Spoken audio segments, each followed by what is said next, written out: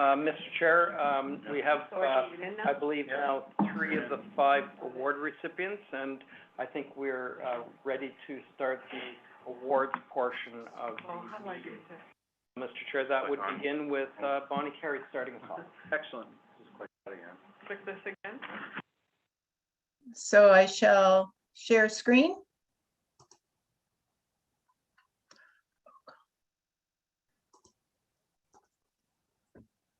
And awards, full screen. Okay, can everybody hear me all right? Yes. Thumbs up? Yep. Okay. Well, good afternoon, everyone, and welcome to the Lower Thames Valley Conservation Authority's annual general meeting. My name is Bonnie Carey, and I'm the Manager of Communications, Outreach, and Education. So let's begin with our Conservation Awards for 2021. We are very pleased to present these annual awards to such deserving individuals and groups. They have greatly contributed to our efforts and vision for a balanced and healthy Lower Thames watershed and region. Recipients are invited to say a few words following their introductions. Just remember to unmute. Oh, I want my,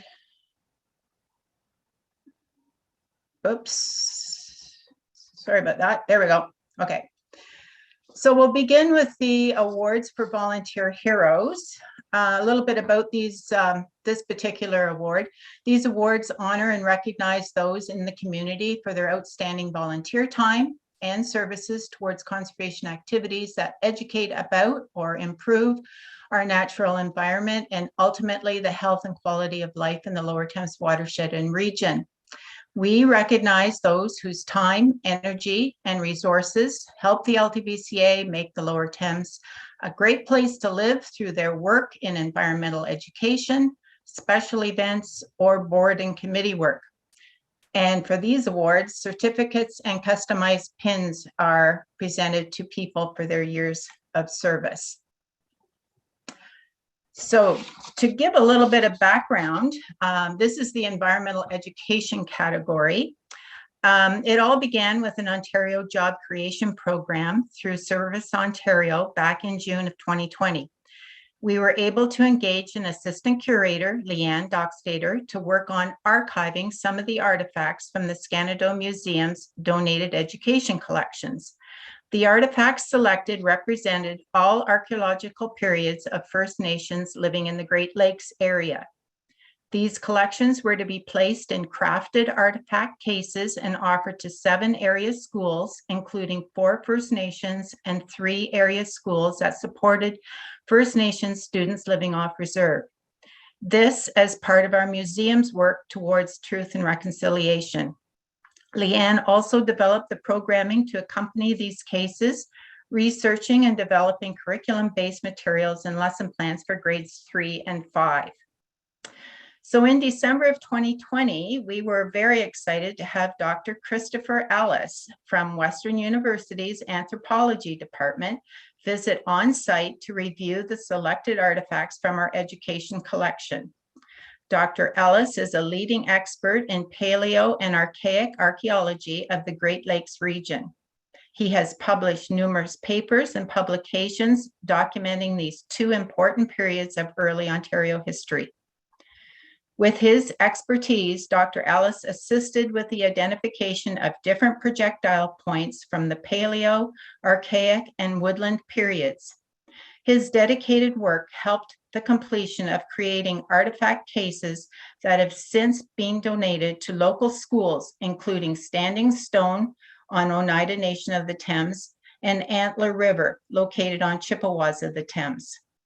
Thank you, Dr. Ellis, for your service in this project, but as well for your years of service participating in a Longwood's annual event called Artifact Day, helping our visitors identify their artifacts. Thank you so much. So Dr. Ellis, if you would like to say a few words, that would be great. Yes, I would. I would have been honored even to think I was considered for this award.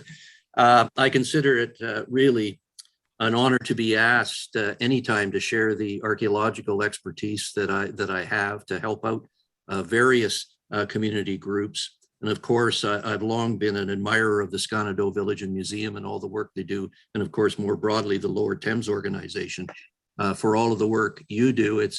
I sort of see it as it's a public service, but that I was supported in my education and everything by the public. So I see it as a good way to pay back, and particularly deserving organizations and for deserving activities such as this. So I am really honored to receive this award, and it came obviously as a complete surprise. Thank you very much. Well, congratulations. Okay, so I'm going to turn things over to Randall Van Wagner, who's the Manager of Conservation Lands and Services for the Conservation Authority. And he's going to speak to the special events category. Thank you, Bonnie. Can everyone hear me okay? Hi, everyone. I'm Randall Van Wagner. I'm the Manager of Conservation Lands and Services here at Lower Thames. This part of our program is always rewarding as it reminds us of all that we do this work. Barry Fraser has been a longtime community supporter of many initiatives. His career with OMAFRA provided a good knowledge base to weigh in on many rural issues. Leadership with the Downtown Rotary Club, taking on the eradication of polio, to local projects like the Rotary Eco Trail at Paxton's Bush. Barry has always been a friend of the environment and has a great way of getting people and groups to work together towards a common goal.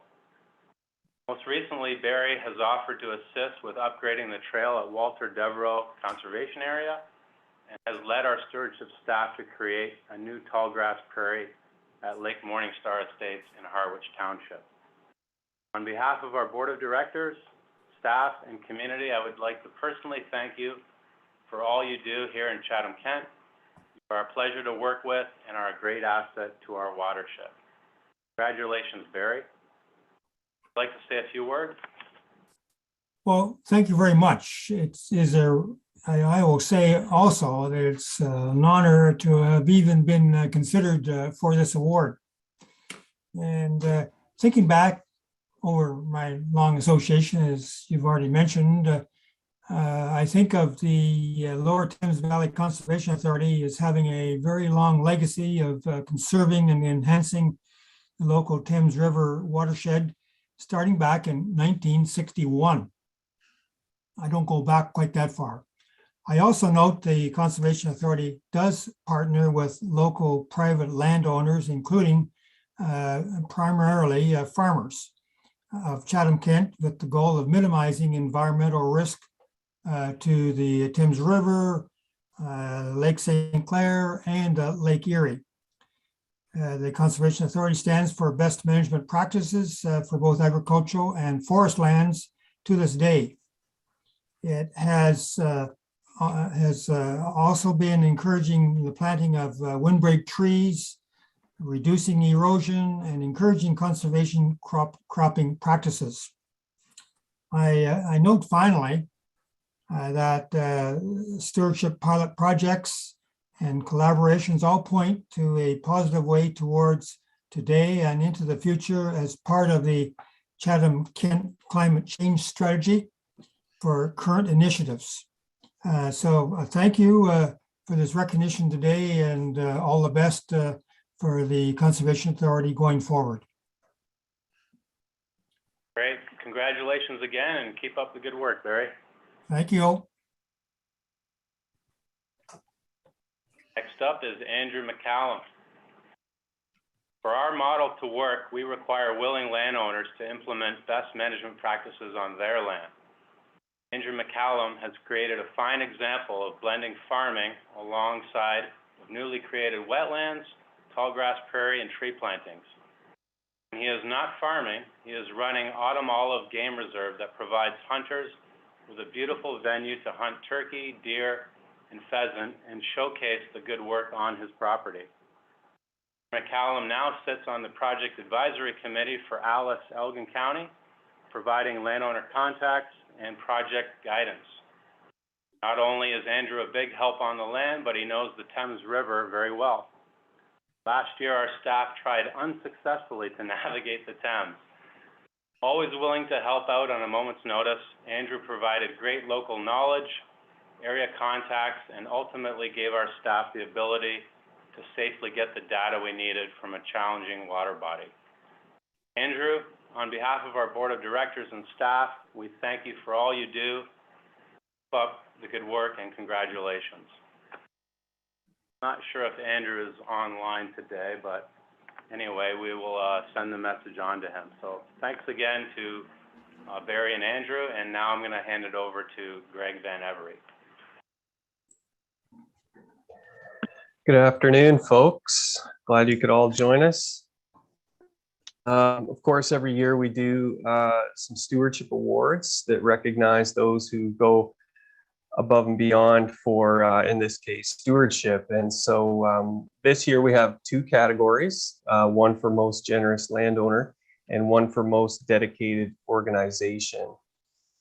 So we'll start with the most generous landowner first. On behalf of the Glenn family, who farms several acres in Cedar Springs area, they have a diverse range of crops, from typical cash crop rotations of corn, beans, and wheat to orchard operations. Their conservation efforts are noteworthy due to the sheer size of land retirement. So 16 acres of wetlands and reforestation will return to nature for Robert's children and beyond. So thank you, Robert, on behalf of the Glens. I don't know if you can see this, but this is the award that we're going to, I'll get to you, Robert. And Robert, if you want to say anything, now would be the time. Yeah, thanks. I'd like to thank the Lower Thames Valley Conservation Authority for selecting me for this award. I'm really honored. My family and I were very happy with how the reforestation and wetland project turned out. I'd really like to thank Greg Van Every and the LTVCA for designing this project and securing funding to get it done. He did a great job coordinating everything and planting the trees. It was a very well put together project, and from our standpoint, happened easily. We'll get a lot of enjoyment out of watching this new planting grow and develop into a diverse forest. Thanks. Thank you, Robert, and thanks for the kind words. We really appreciate just having the opportunity to do so. And I guess I should have introduced myself. I'm the Conservation Services Coordinator for the Lower Thames. I take care of all the tree planting, wetlands, and prairie projects, and so stewardship is kind of my area at the Lower Thames.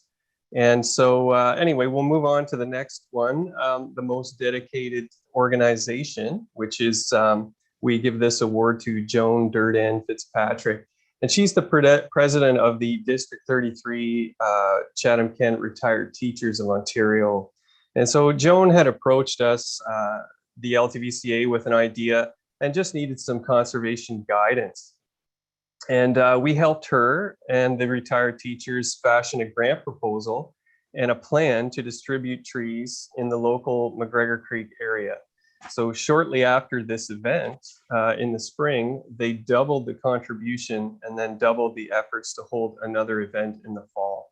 So we really appreciate the retired teachers for going out of their way to also provide us with opportunities in the community. And Joan could not be here today. She had a pop-up surgery scheduled, so she wanted to take advantage of that. But thank you, Joan, and I'll be delivering those awards to you guys shortly. And with that, I'll hand it back to Bonnie. Thanks, Greg, Randall. Congratulations to all the award recipients from the board and the staff of the Lower Thames Valley Conservation Authority. And that concludes our awards ceremony for the 2021. Thank you very much. A wonderful mix of names I know, names I don't know, and a wide variety of very deserving winners. So congratulations to everybody, and thank you so much for partnering with us and helping us in everything we do. We couldn't do it without you. With that, I will hand it over to Mark Peacock to do the First Nations acknowledgement. Thank you, Mr. Chair. We begin today by acknowledging that the land in which we gather is the traditional territory of First Nations peoples, who have long understanding and relationships to land, water, and this region of southwestern Ontario. We acknowledge the local Lower Thames River watershed communities, which include the Chippewas of the Thames First Nation, the Oneida Nation of the Thames, the Munsee Delaware Nation, the Delaware Nation, and the Caldwell Nation. We value the significant historic and contemporary contributions of local and regional First Nations and all the original peoples of Turtle Island. We are thankful for this opportunity to live, learn, and share with mutual respect and appreciation. Thank you.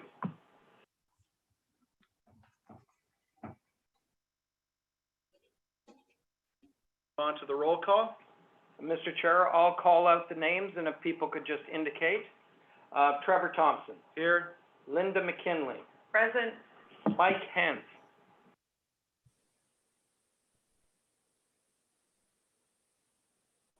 Here. Thank you. Sandy Hippel. Here. Krista Cowell. Present. Richard Leatham. Yeah. John Wright. John on? John Wright is not. Paul Thiessen. Here. Sarah Emmons. Here. Hugh Ertz. Here. And Amy Finn. Here. JJ Stryboth. Here. Thank you. Mr. Chair, we have one member missing. Thank you. With that, we'll call the meeting to order, and I'll need a motion to adopt the agenda. By Krista, seconded by Paul. Anyone opposed? Seeing none, that carries. Any disclosures of conflicts of interest? Seeing none. Move on to the approval of the previous meeting minutes. The motion by Sarah, seconded by Mike. Thank you. Any opposed? Seeing none. Any business arising from the minutes? Seeing none, we'll move on to 8, the 2021 annual report.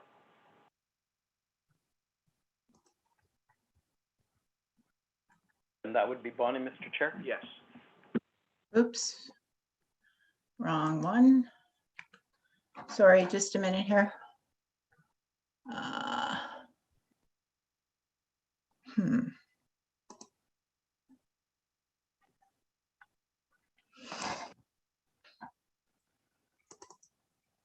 Sorry. I knew this was going to happen.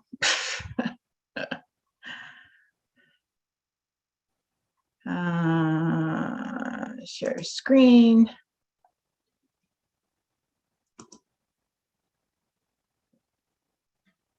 Why can't I find it?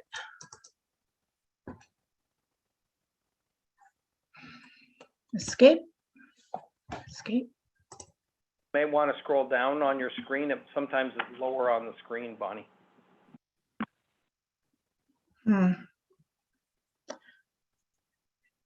Can you see that? No. No, we can't. Okay. I did have it up and running. I don't know where it went. You might have to. Bonnie, I believe Neil has a copy of your presentation. Is that correct? Yep.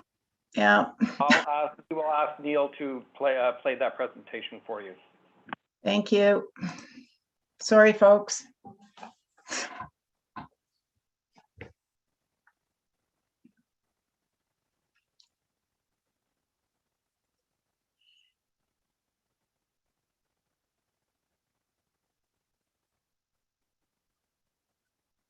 We will just take a minute while we get that pulled up. If you want. Thank you, everyone. Actually,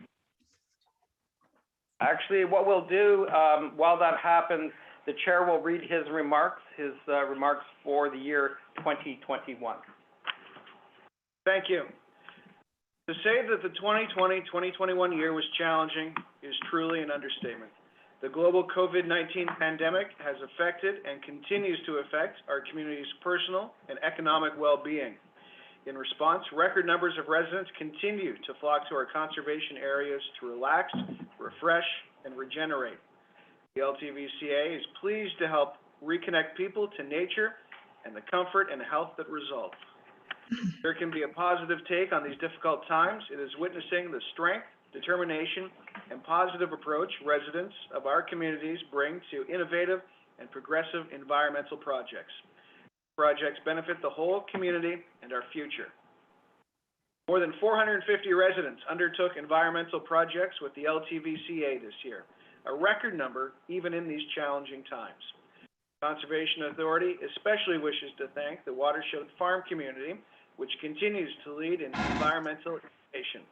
Over 10,000 acres of cover crops were planted to reduce erosion and to help limit nutrients from running off agricultural lands into waterways. Finally, I would like to thank the LTVCA board for their work in 2021. Our directors are appointed by local governments and represent each municipality in the watershed. Their efforts ensure the residents have a voice in the delivery of programs and services which further the conservation, restoration, development, and management of our natural resources. The year 2021 was the 60th anniversary of the Lower Thames Valley Conservation Authority. Although conditions meant that celebrations were limited, we are proud of the service we've provided this community since beginning our work on February 2nd, 1961. Thank you, Mr. Chair. Neil, can you pull up the annual report presentation?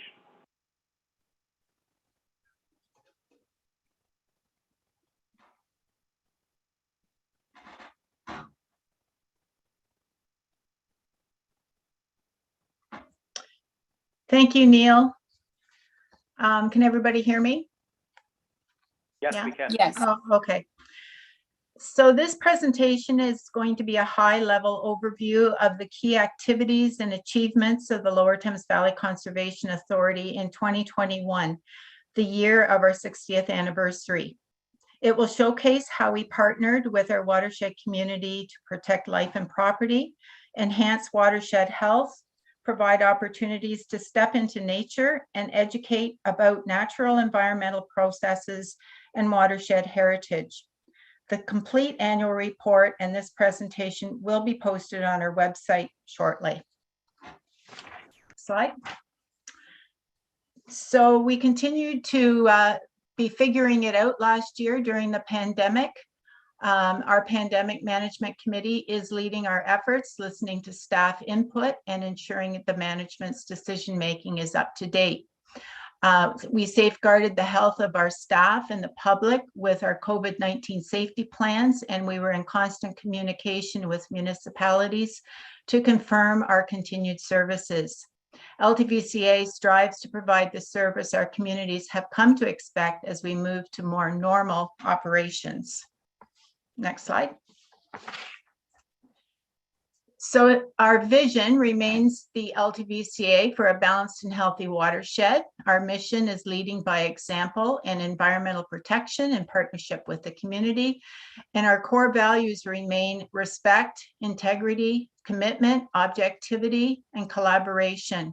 You can see down at the bottom our logos. The one in the middle is the Canadian Heritage River logo, and the Thames celebrated its 21st anniversary as a Canadian Heritage River last year. Next slide. So this is a map showing our watershed and our area of jurisdiction, covering approximately 3,274 square kilometers, and it's home to over 100,000 people. You can see our 10-member municipalities outlined in different colors there. As well, we have noted our 18 public conservation areas. Next slide. We appreciate the work our directors have done establishing policies and making wise policy decisions which govern the Lower Thames. The board represents their municipalities well, while guiding and supporting Conservation Authority staff who implement our programs and services. So we congratulate Trevor Thompson for a great year as chair from Chatham-Kent, Linda McKinley as vice chair from Lakeshore, Hugh Ertz represented Middlesex Center, Krista Cowell, Southwest Middlesex, Sarah Emmons, Southwold, Amy Finn, Chatham-Kent, Mike Hentz, Dutton Dunwich, Sandy Hipple, Strathroy Caradoc, Richard Leatham, West Elgin, JJ Strybosh, London, Paul Tyson, Leamington, and John Wright, Chatham-Kent. Thank you so much. The LTVCA's budget of $3,319,396 received approval last February. We do acknowledge the financial support of our 10 watershed member municipalities and our many granting partners and dedicated volunteers. Over 40 partners augmented municipal support with $1.82 million last year towards our programs and services. Mark Peacock has been our CAO and Secretary Treasurer for 5 years. He's our fearless leader. Last year, we had a staff of 25 full-time and long-term contract, as well as 18 seasonal short-term contract people. We did say goodbye to Karen Matilla. We wished her a happy retirement. She was the Scanado Village and Museum Curator from 1994 to 2021. That's 27 years. So we wished her well. She left us in June. So on to the amendments to the Conservation Authorities Act, Bill 229. A number of unproclaimed provisions in the CAA are being implemented through a series of regulations. These regulations are being brought forward in 2 phases. The phase 1 consultations focused on details of the programs and services that conservation authorities will implement and how they will be funded. The province is now consulting on a phase 2 of the proposed regulations, including details on municipal levies, fees, as well as standards for the delivery of other types of programs and services. We completed the required municipal consultation and preparation of the LTVCA transition plan by year end, followed by the detailed inventory of programs and services being brought to this annual general meeting for board approval. Staff will be working with participating municipalities over the next year to finish memorandums of understanding and/or agreements for implementation of programs not considered mandatory by the province. So we'll move on now to some of our departments. I'll start off with water management. The water management program provides science-based support for water resources management and includes activities that protect life and property, such as flood forecasting, control and monitoring of flooding and erosion, as well as broader watershed monitoring. So as far as our flood forecasting and warning, last year, we issued 18 flood advisories on the Thames and its water courses, and we issued 56 shoreline flood advisories on Lakes Erie and Lake St. Clair. Water quality monitoring is conducted to understand current conditions, predict what might happen in the future, and assess whether our actions are having a positive effect. 22 provincial stream water quality monitoring sites were monitored for general water chemistry and E. coli. 9 groundwater wells were monitored, and we also sampled for benthic macroinvertebrates. The watershed also experienced another Thames River blue-green algae bloom during August and September. And when that happens, LTVCA staff go out to determine the extent of the bloom, and we collect samples for research purposes However, it is the Ministry of the Environment, Conservation and Parks that does the bulk of the investigation. Conservation authorities administer and enforce Section 28 of the Conservation Authorities Act and Ontario Regulation 15206. Through municipal planning and regulations, we direct development away from hazardous areas to reduce hardship, loss of property, and protection of life. Last year, 3,121 regulatory and municipal plan review services were undertaken by staff, and nearly 2,000 telephone inquiries were answered regarding planning, regs, and general inquiries. The responsible care of our natural resources on a watershed basis is essential to balancing human and economic needs against the needs of our natural environment. Lower Thames has a long history of working with landowners and a variety of partners in the planning and delivery of watershed stewardship initiatives. And last year, 448 landowners were assisted with money from these stewardship grants. And with this money, they were able to reforest 146 acres, create 41 acres of wetlands, plant 83 acres of prairie, and plant 89,000 trees. Aquatic species are at risk due to habitat loss from sediment, nutrient, and contaminant loading and invasive species. Mussels and fish are an important part of a healthy ecosystem and are important to humans. Lower Thames is helping landowners to reduce this habitat loss. Last year, 5 aquatic invasive species and 5 aquatic species at risk were recorded in Lower Thames. And also in the Lower Thames tributaries, eDNA sampling was done at 12 sites, seining fish surveys completed at 7 sites, searches for mussel species at risk were completed at 8 sites. Invasive water lettuce was removed from McGregor Creek, and as a result, we developed invasive species alert flyers. Species at risk webpage was enhanced with 2 guidebooks regarding fish and mussels. Habitat protection signs and interpretive signs were created. And at year end, we initiated a study for avian and bat species at risk in Mosa Forest. The goals of the Phosphorus Reduction Initiatives program support the agricultural sector, strengthen environmental stewardship, enhance water quality, and improve soil health. The 3 programs we were involved in last year were Lower Thames Valley Soil Health Program, On-Farm Applied Research and Monitoring, and the McGregor and Jeanette's Creek Phosphorus Reduction Program. As a result of these programs, over 100 agricultural businesses were engaged and 10,550 acres of cover crops were planted.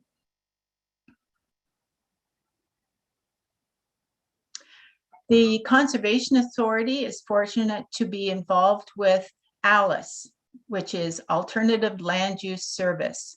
We have ALICE Middlesex, ALICE Chatham-Kent, and ALICE Elgin within our watershed. This program collaborates with farmers to improve the environment. Partner funding supports sustainability efforts while addressing local environmental issues prioritized by the farmers themselves. And last year, in total, 341 acres of new ALICE restoration projects were implemented across the 3 counties. And these types of projects could be restoring and creating wetlands, planting trees and shrubs, seeding tall grass, prairie and grasslands, and implementing projects that reduce field erosion. Moving on to our conservation areas. We have 31 areas that are protected wetlands, forests, tall grass prairies, lakefront, and habitat restoration sites. Of those 31 areas, 18 of them are public conservation areas, totaling 1,146 acres. New last year, we were able to implement signage, some brand new signage in the conservation area, improve our parking in the conservation areas. You can see the new boardwalk. We had new boardwalks in many of our conservation areas created, improved trails, and more campsites. We were also donated a 26-acre forest, which is now known as the Ashton Forest.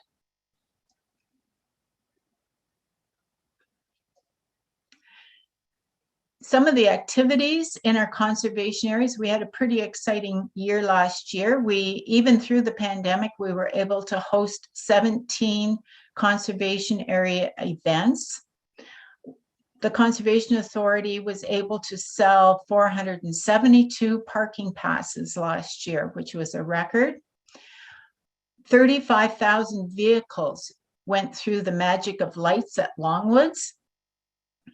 Over 9,000 conservation area guidebooks were distributed, and nearly 68,000 recorded visitors came through our day use and camping at our 5 campgrounds. So these activities help to generate revenue, which flows back into the conservation areas to support them with upgraded facilities and new facilities. Communications enhance awareness and understanding of the goals and programs of the Lower Thames for watershed communities. Last year, we opened up a brand new website. We issued 24 media releases. We produced an annual report and many other publications and presentations, and posted over 400 social media messages on Facebook, Twitter, YouTube, and Instagram.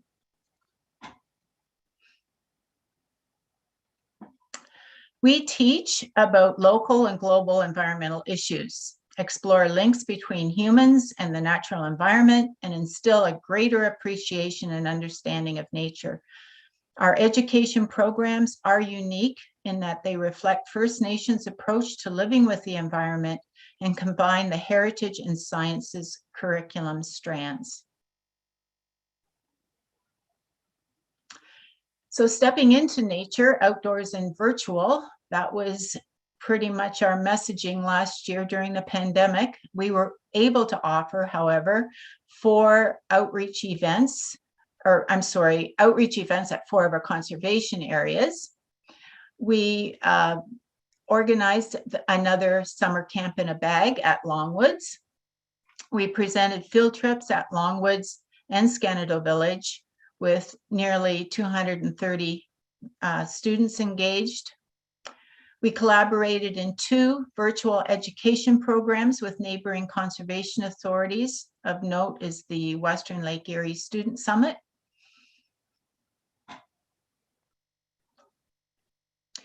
And at Scanado Village and Museum, we really did a lot during the pandemic, as much as we possibly could.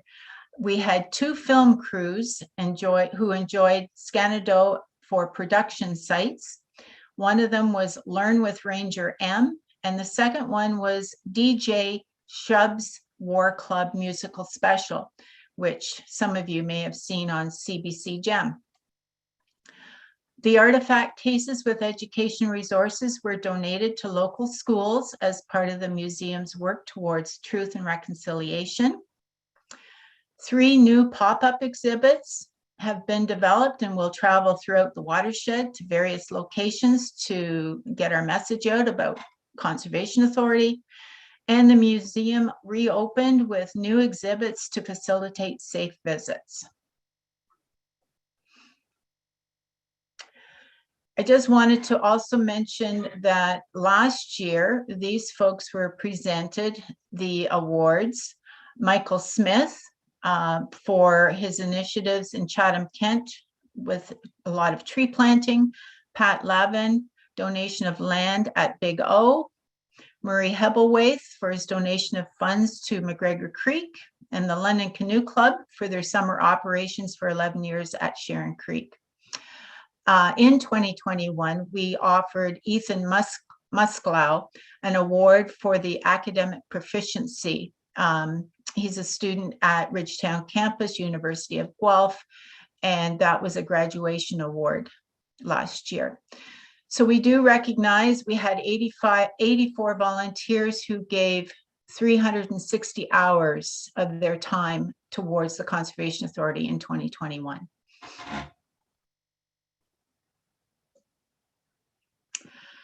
So that pretty well wraps it up. Like to thank our many partners. This is not an exhaustive list. It's as many as of the partners that I could find to list there. Further details, of course, are in the full annual report which will be on our website, and that's our way of contacting us. Thank you very much. Thank you very much, Bonnie. Really nice to see that we've been able to set some record numbers there, despite probably because of the COVID-19 pandemic. I will need a motion to accept the annual report as presented by Krista, seconded by Sandy. Any questions or comments coming out of that? Seeing none, anybody opposed to accepting that? All right, carrying on. We'll move on to 9.2, the audited financial statements to be presented by Ms. Laura Poland. Thank you.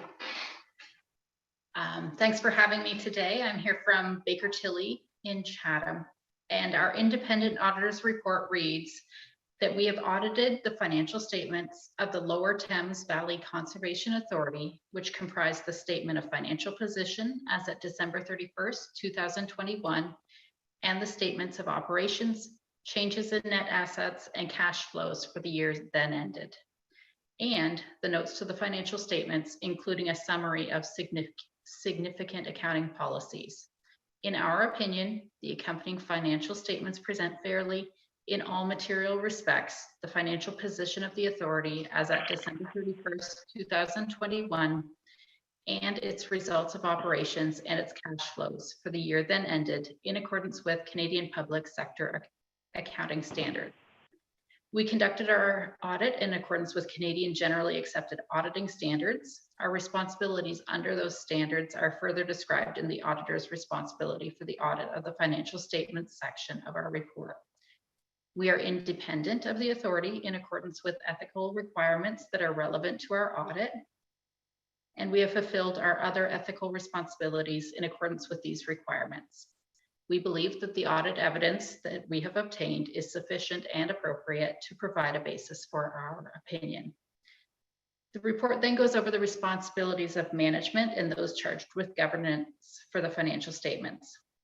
Management is responsible for the preparation and fair presentation of the financial statements, and for such internal control as management determines is necessary to prepare financial statements that are free of material misstatement. In preparing the financial statements, management is responsible for assessing the authority's ability to continue as a going concern. Those charged with governance are responsible for overseeing the authority's financial reporting process. Our responsibility as auditors is to obtain reasonable assurance about whether the financial statements are as a whole free from material misstatement, whether due to fraud or error, and to issue an auditor's report that includes our opinion. Reasonable assurance is a high level of assurance, but it is not a guarantee that an audit conducted in accordance with Canadian Generally Accepted Auditing Standards will always detect a material misstatement when it exists. Misstatements can arise from fraud or error and are considered material if, individually or in aggregate, they could reasonably be expected to influence the economic decisions of the users of the financial statements. We also identify and assess the risks of material misstatements of the financial statements. We obtain an understanding of internal control relevant to the audit. We evaluate the appropriateness of accounting policies used and the reasonableness of accounting estimates and related disclosures made by management. We conclude on the appropriateness of management's use of the going concern basis, and we evaluate the overall presentation presentation, structure, and content of the financial statements, including the disclosures, and whether the financial statements represent the underlying transactions and events in a manner that achieves fair presentation. We communicate with those charged with governance regarding, among other matters, the planned scope and timing of the audit and significant accounting policies, including any significant deficiencies in internal control that we identify during our audit. Our report is signed February 24th, 2022 in Chatham, Ontario. And then I just wanted to briefly go over the financial statements and some high-level highlights of financial results. So with an active year this year, as was described in your annual report, revenues were well ahead of budget and also above 2020 actual results. So in total, the Conservation Authority reports revenue of nearly $4.4 million for the year ended December 31st, 2021. After deducting expenditures of about $4 million, the annual surplus before amortization and other income and expenses was $357,000. After we adjust for amortization, the annual surplus for the year ending December 31st, 2021 was $200,000. When I flip to the statement of financial position, I note that as a whole, the Conservation Authority is a bigger organization at the end of 2021 than it was at the end of 2020. Total cash has increased by about $300,000 to $1.8 million. You have receivables of $1 million, giving total assets for the Conservation Authority of $2.8 million at December 31st, 2021. An increase of about $600,000 year over year. We deduct financial liabilities of $1.8 million from those assets to arrive at net financial assets for the authority of $1 million at December 31st. And those are really the highlights of a busy year for the Conservation Authority, with a high level of revenues and a much bigger balance sheet as a whole. Thank you. Thank you. I would take a motion to accept the audited financial statements as presented. By Mike, seconded by Paul. Any questions or comments coming out of that? Okay, anybody opposed to accepting? Seeing that, that passes. Thank you very much.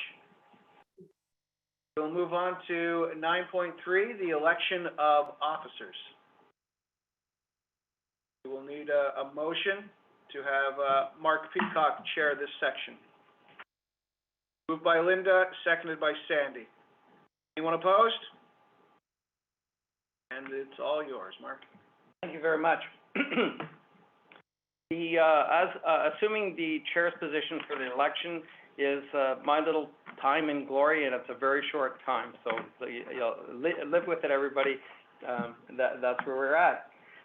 So at this point, I declare all positions, officers, and appointments vacant, and we will move into the election. The election will happen in a straightforward manner. The chair is nominated. All positions are requested nominations 3 times. Then those nominations are closed. Once nominations have been completed, and there is either election through a poll. If there is a poll, we will explain that when the poll, just before the poll is taken, and we will move forward. So on that basis, we are looking for nominations for the position of Chair of the Lower Thames Valley Conservation Authority in 2022. Linda McKinley. Thank you, Mr. Chair. I would like to appoint our current chair, Trevor Thompson. Nominate, sorry, not appoint. Jumping the gun. Trevor Thompson, do you accept that nomination? I do. You will stand. I will stand. I ask a second time for nominations for the position of Chair of the Lower Thames Conservation Authority. And I ask a third time for nominations for the position of Chair. Seeing none, I would ask that we have a motion to close the nominations for the position of Chair. Paul, and seconded by Sarah. Thank you. Congratulations, Mr. Thompson. You are acclaimed chair of the Lower Thames Conservation Authority. Thank you very much for the vote of confidence.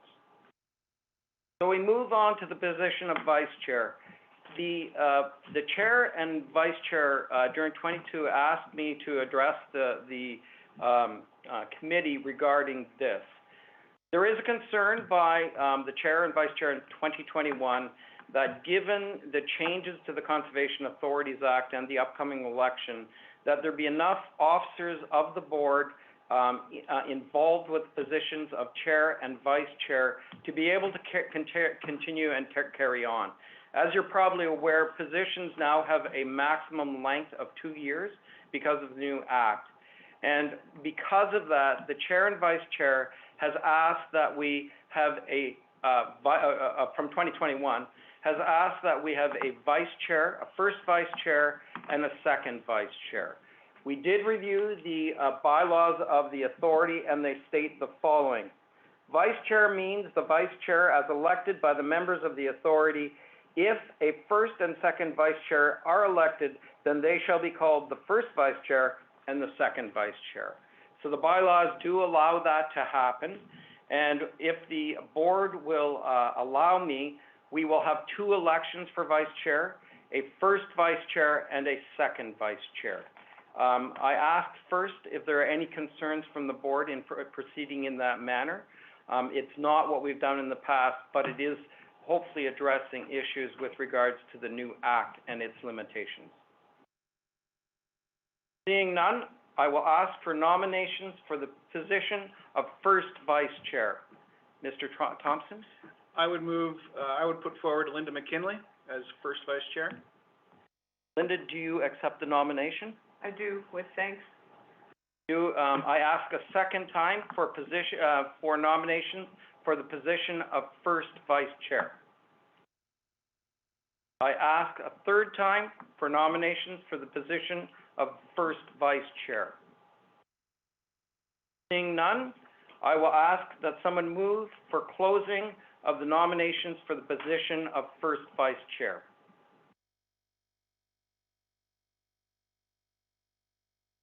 Sandy, and a second, Krista. Thank you very much. Congratulations, Councillor McKinley.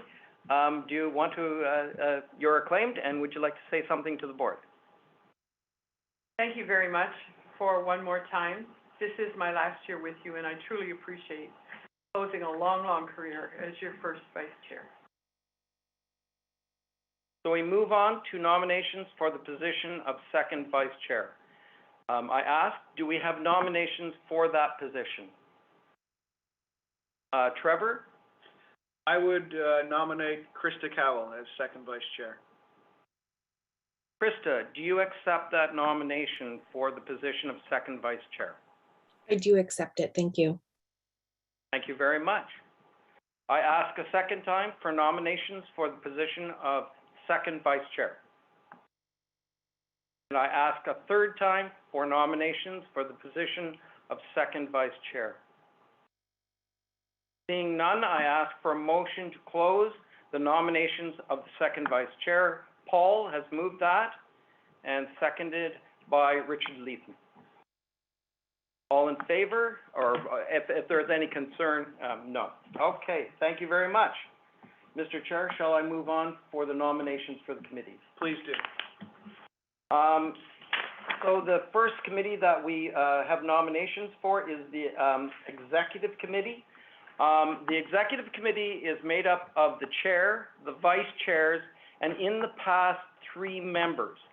Krista used to be on the Executive Committee as an elected member from the board. She now will sit on that as the member as the second vice chair. So in the past, the members of the Executive Committee were Richard Leatham, Paul Thiessen, and Krista. With that, I ask for nominations for the Executive Committee members outside of the chair, vice chair, and the 2 vice chairs. So it's the other complementary board of directors that sit on the executive. So for first reading, I ask for nominations for the positions of executive committee. Linda? Thank you. Through you, Mr. Chair, to be clear, I can nominate both existing members. Certainly you could. Thank you. Richard Leatham and Paul Thiessen. Richard Leatham, do you accept that nomination? I do. Paul Thiessen, do you accept that nomination? Yes, I will. Thank you. So I ask a second time for nominations, and this would be for either one or more people to fill out the 3 positions. So a second time asking for nominations for members of the executive committee. Trevor Thompson. I would nominate Hugh Ertz. Mr. Ertz, Hugh, would you accept that nomination? I'd like to thank my nominator, but I don't think I have enough background yet. I think you've got more experienced members on this board, so I'll respectfully decline. Thank you very much, Mr. Ertz. Linda? Thank you. Through you, Mr. Chair, I would like to nominate Sarah Eamon, second vice chair. Or for the executive committee? Sorry. Oh, boy, aren't you glad it's my last year? So, Sarah Emmons, will you accept that nomination? I will accept. So we have now asked twice, and we have 3 people that have accepted nominations. So I ask for a third and final time for nominations for the executive committee. Seeing none, I would ask for a motion to close nominations for the executive committee. Linda and Mike. Thank you. Does anyone have any objections to approving that resolution? Seeing none, the nominations for executive committee are complete. We now move into the Scanado committee, and we currently have on the Scanado committee Sandy Hippel, Sarah Emmons, and Mike Hance from 2021. So I asked for nominations for 3 board members to sit on the Scanado Advisory Committee. Do I have nominations for that committee? Councillor Cowell. I would nominate Sandy Hippel and Mike Hance again, if they want to. Thank you very much. So we have Sandy. Will you accept that nomination? Thank you, Krista. Yes, I will accept that nomination. And Mike, will you accept that nomination? Yeah, thank you, and I will accept. Okay, I ask a second time for nominations to the Scanado Advisory Committee.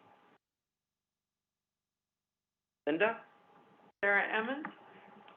Sarah, would you accept that nomination? I have enjoyed my time on that committee and I would accept. Thank you very much, Sarah. So I ask for a third time for nominations to the Scanado Advisory Committee. Seeing none, I will ask for a motion to close nominations. Trevor, and seconded by Mike. Oh, sorry, Paul. Paul, it was Paul first.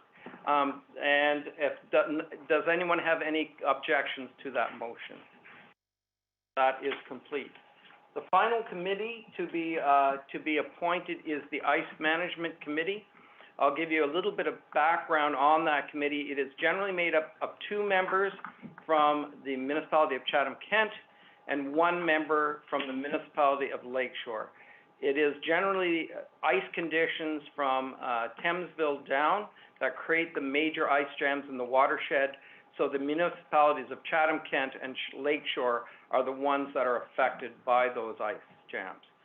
So with that explanation, I would ask for nominations for the ice committee for the Lower Thames Valley Conservation Authority. Paul. I'd like to nominate Trevor Thompson. Thank you, Paul. Do you accept that nomination? I do. Thank you, Paul. Thank you. I ask a second time for nominations for the Ice Management Committee. Trevor? I would nominate Linda. Linda, do you accept that? Being the only member from Lake Shore? Yes. I do. Thank you very much. Woo! Thank you very much. So that's two requests for nominations. The third request, I ask for nominations to the Ice Management Committee. Are there any further nominations? Krista? I don't think you can see my hand through the sun. I would nominate Amy Finn. Amy, will you accept that position? Sure. Yes, I will. Thank you very much. Or not accept the nomination, not the position. So we are still on the third request. Are there any other nominations for that position? We currently have 3 nominated. Seeing none, may I have a motion to close nominations for the LTVCA Ice Management Committee? Richard, seconded by Krista. Do I have any objections to that motion?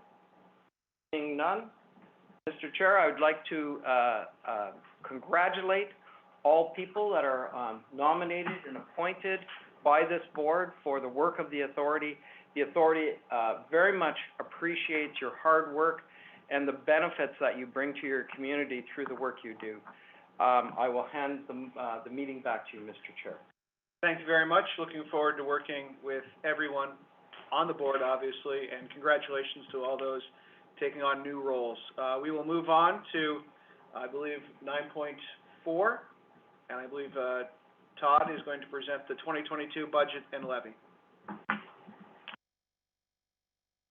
Todd, do you want to speak, please? Good afternoon, Mr. Chair and Board of Directors. This is the 2022 budget. There were actually no changes from the initial budget presented, and I would just like to present as suggested. So I don't know if there's any questions, I guess is the biggest part.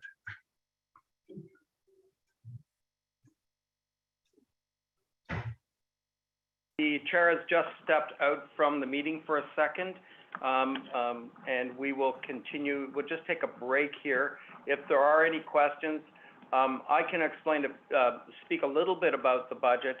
The budget is, hopefully we are moving into more of a post-COVID-19 setting, so the budget will look a bit more like what you've seen before, like 2 or 3 years ago.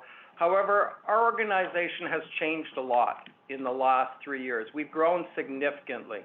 The revenues we have from grants, from the programs, particularly our conservation areas, have considerably increased.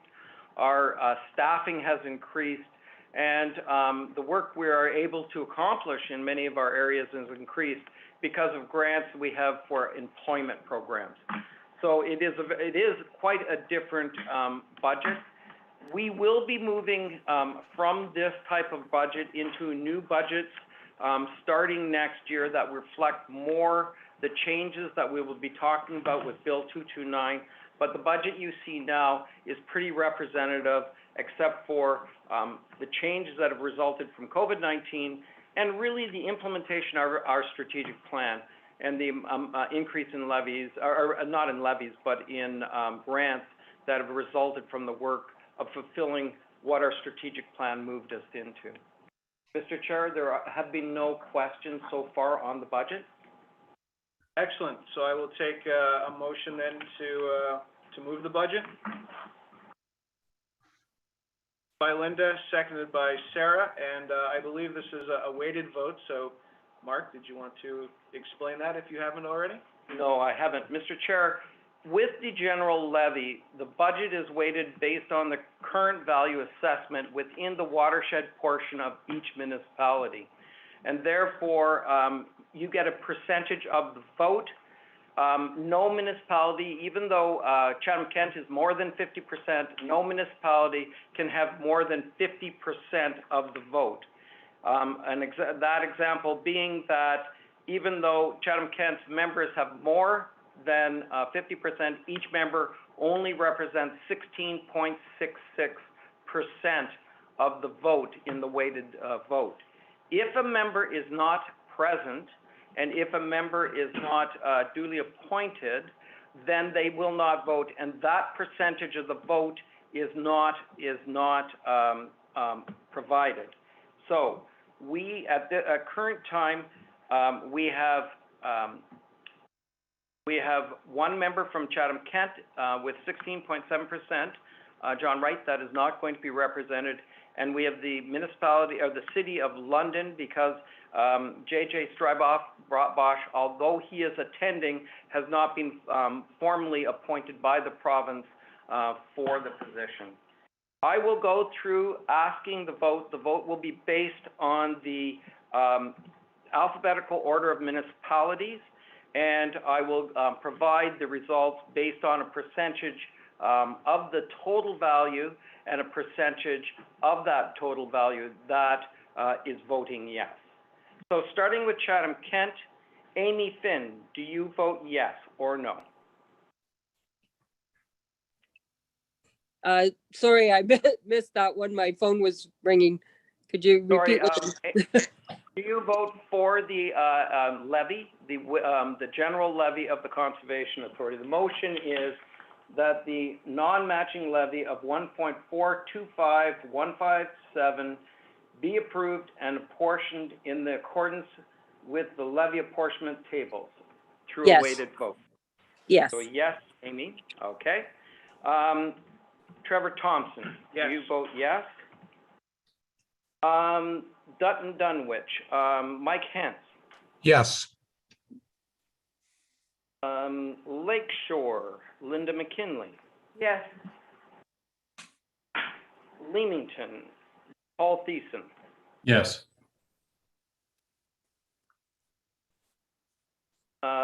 We skip the City of London. We go to Middlesex Centre, Hugh Ayres. Yes.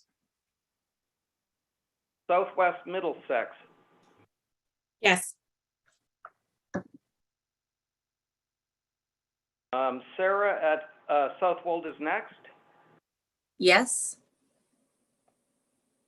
Strathway Caradoc, Sandy Hipple. Yes. And West Elgin, Richard Leatham. Yes. Mr. Chair, we have 100% voting for it, which is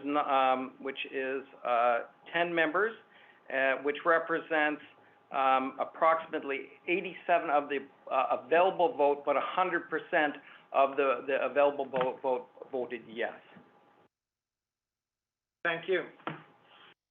We'll move on then. We need a motion that the 2022 proposed budget totaling $3,892,506 be adopted as presented. By Mike, seconded by Sarah. Any questions or comments? Mr. Chair, that also in that motion is the inclusion of the matching levy, which is the levy that matches our Section 39 funding, which is the $81,000, and the special levy, which is the $205,000 that we receive from municipality of Chatham-Kent for flood control works and for the Chatham-Kent greening project. So that motion is the budget plus the non-general levy portions of the levy. Thank you. Any questions or comments? Okay, anyone opposed? Seeing none, motion carries. We'll move on to 9.5, the appointment of an auditor.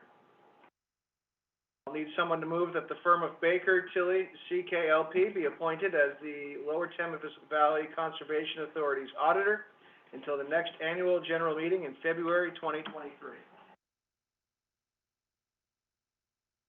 By Linda, seconded by Mike. Any questions or comments? Seeing none, anyone opposed? That carries.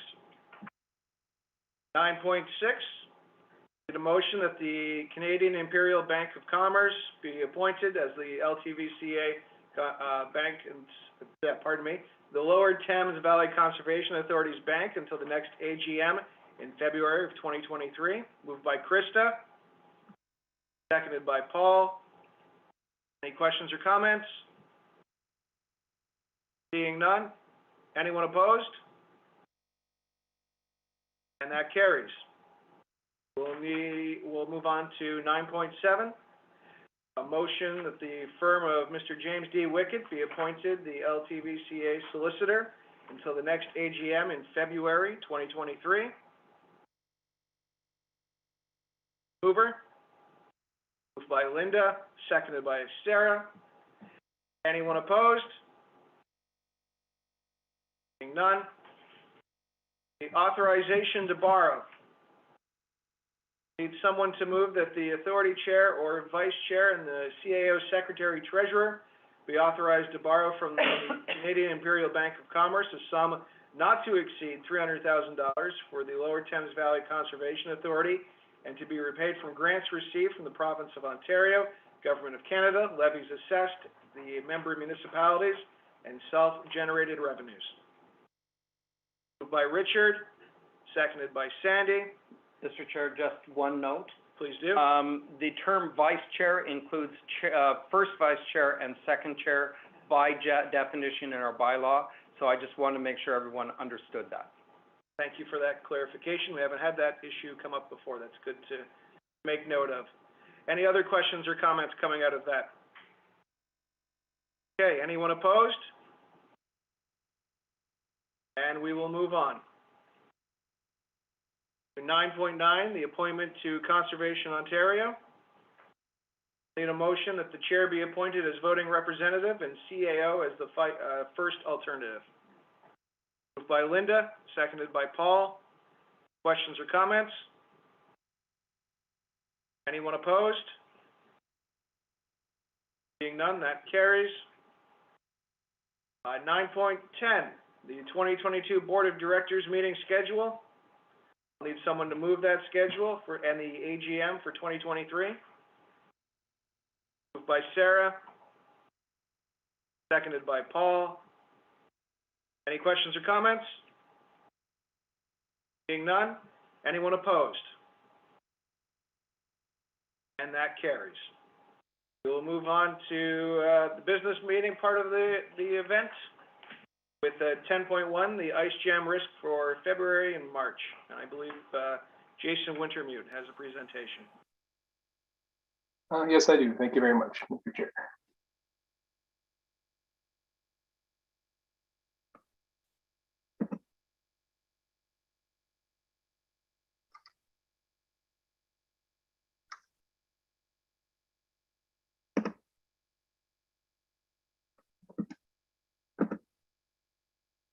All right, can everybody see that and can everybody hear me okay? Yes, we can. Okay. Thank you very much. So I'm going to begin with a presentation on ice jam risk for February, March 2022, which we're actually kind of right in the middle of. Just for starting out, you know, ice jam flooding has been an issue in the Lower Thames since long before the founding of the Lower Thames itself. And the issues of ice jamming led to an early partnership called the Kent County Ice Jam Committee. That was one of the initial partnerships that eventually led to the formation of the Lower Thames. So it's an extremely important issue for us. I'm not going to, dwell on this slide. We just appointed the Ice Management Committee, but its objective is really a means for those municipalities most affected by ice jamming to have more direct input into those policies. I also want to briefly go over, who's responsible for what during a flood, just as a kind of reminder to people who are not quite so familiar.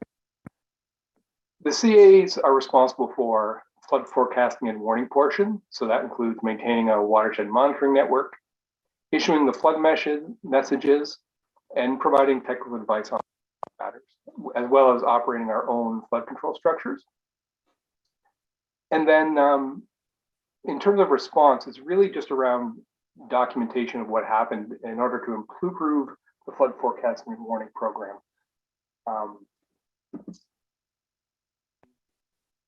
bulk of flood response really falls to the municipalities. And I'm not going to go through all these points here, but pretty much everything to do with responding to a flood is the responsibility of the municipality. So what do we know about ice jams? So generally you need to have enough cold days to generate enough ice thickness. Warms up too much, then the ice can degrade and melt away, either from warm temperatures or sun, or even heat from rain. In our watershed, we need a fairly significant rain snowmelt event that initiates in the upper Thames watershed in order to produce enough flow in the river to break up the ice and cause a jam.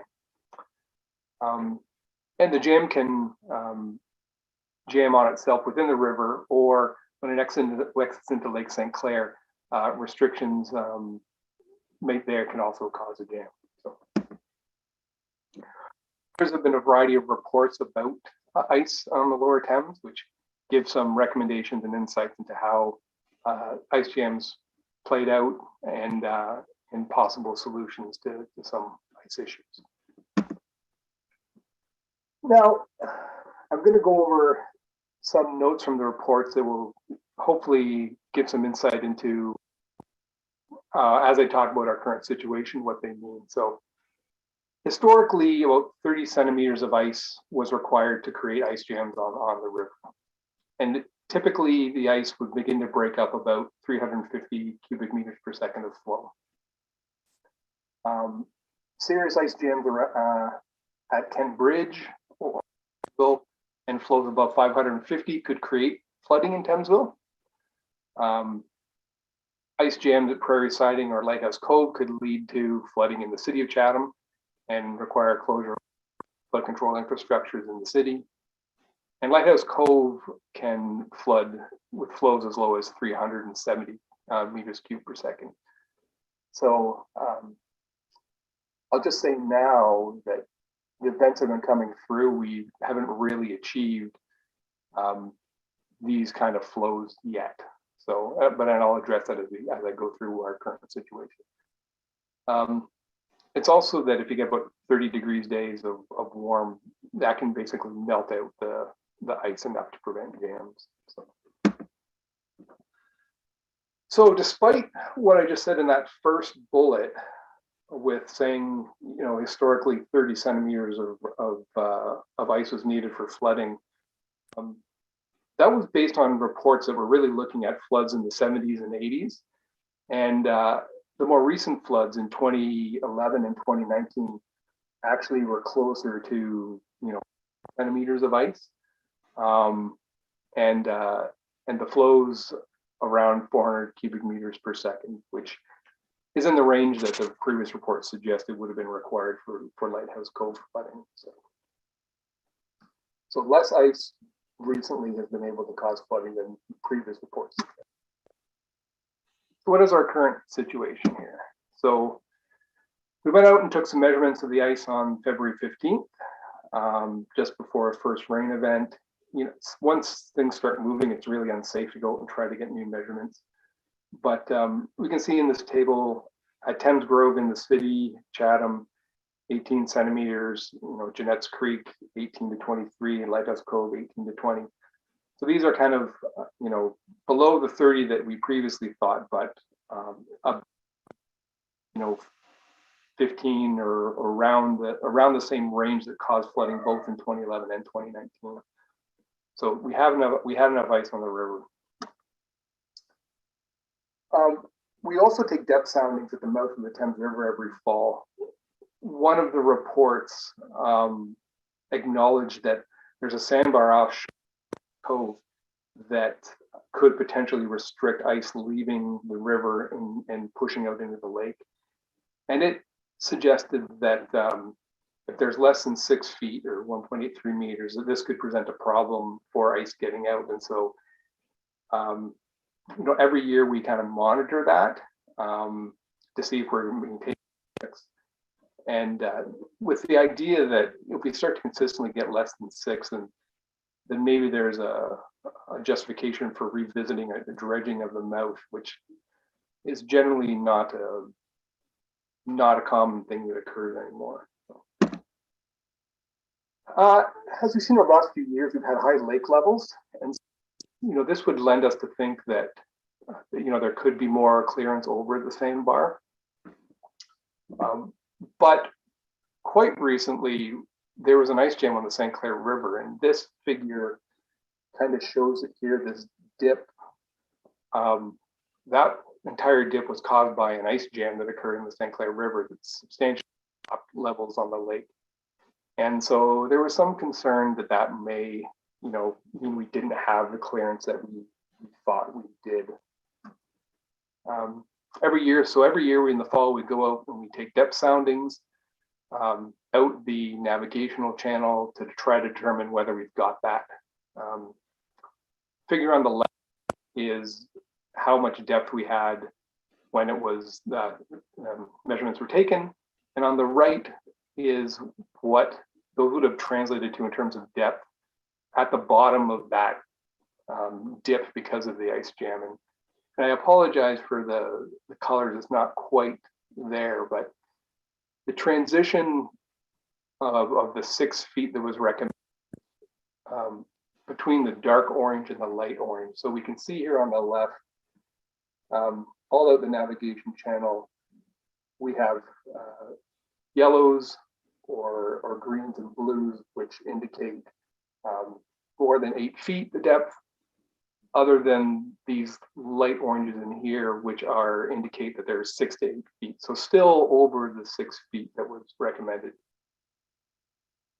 The jam has now let go on the river, and we're back closer to this scenario on the left. But even when it had bottomed out water levels, we can see here on the right that through this area where the sandbar is, the line here on the right showed 6 to 8 feet all the way through, which would indicate that there was clearance to push out. And these areas on the left are a mixture of the darker orange and the lighter orange. So those would have been right around the threshold of 6 feet. So even when it bottomed out, there was still probably 6 feet clearance there. So it looks like there's enough room if it pushes out rather than getting jammed in the river. So, we've looked at the first 2 inches here, how much ice we had, less than, the jams of the 70s and 80s, but about the same as 2011 and 2019. And it looks to be enough clearance at the mouth.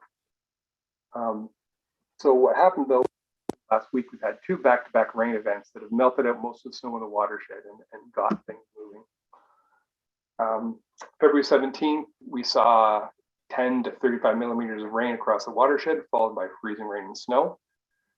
This brought flows at Byron in the city of London up to around 260 meters cubed per second. 350 kind of numbers that I quoted earlier. In Chatham, the river rose around 2 meters, but the ice didn't break up.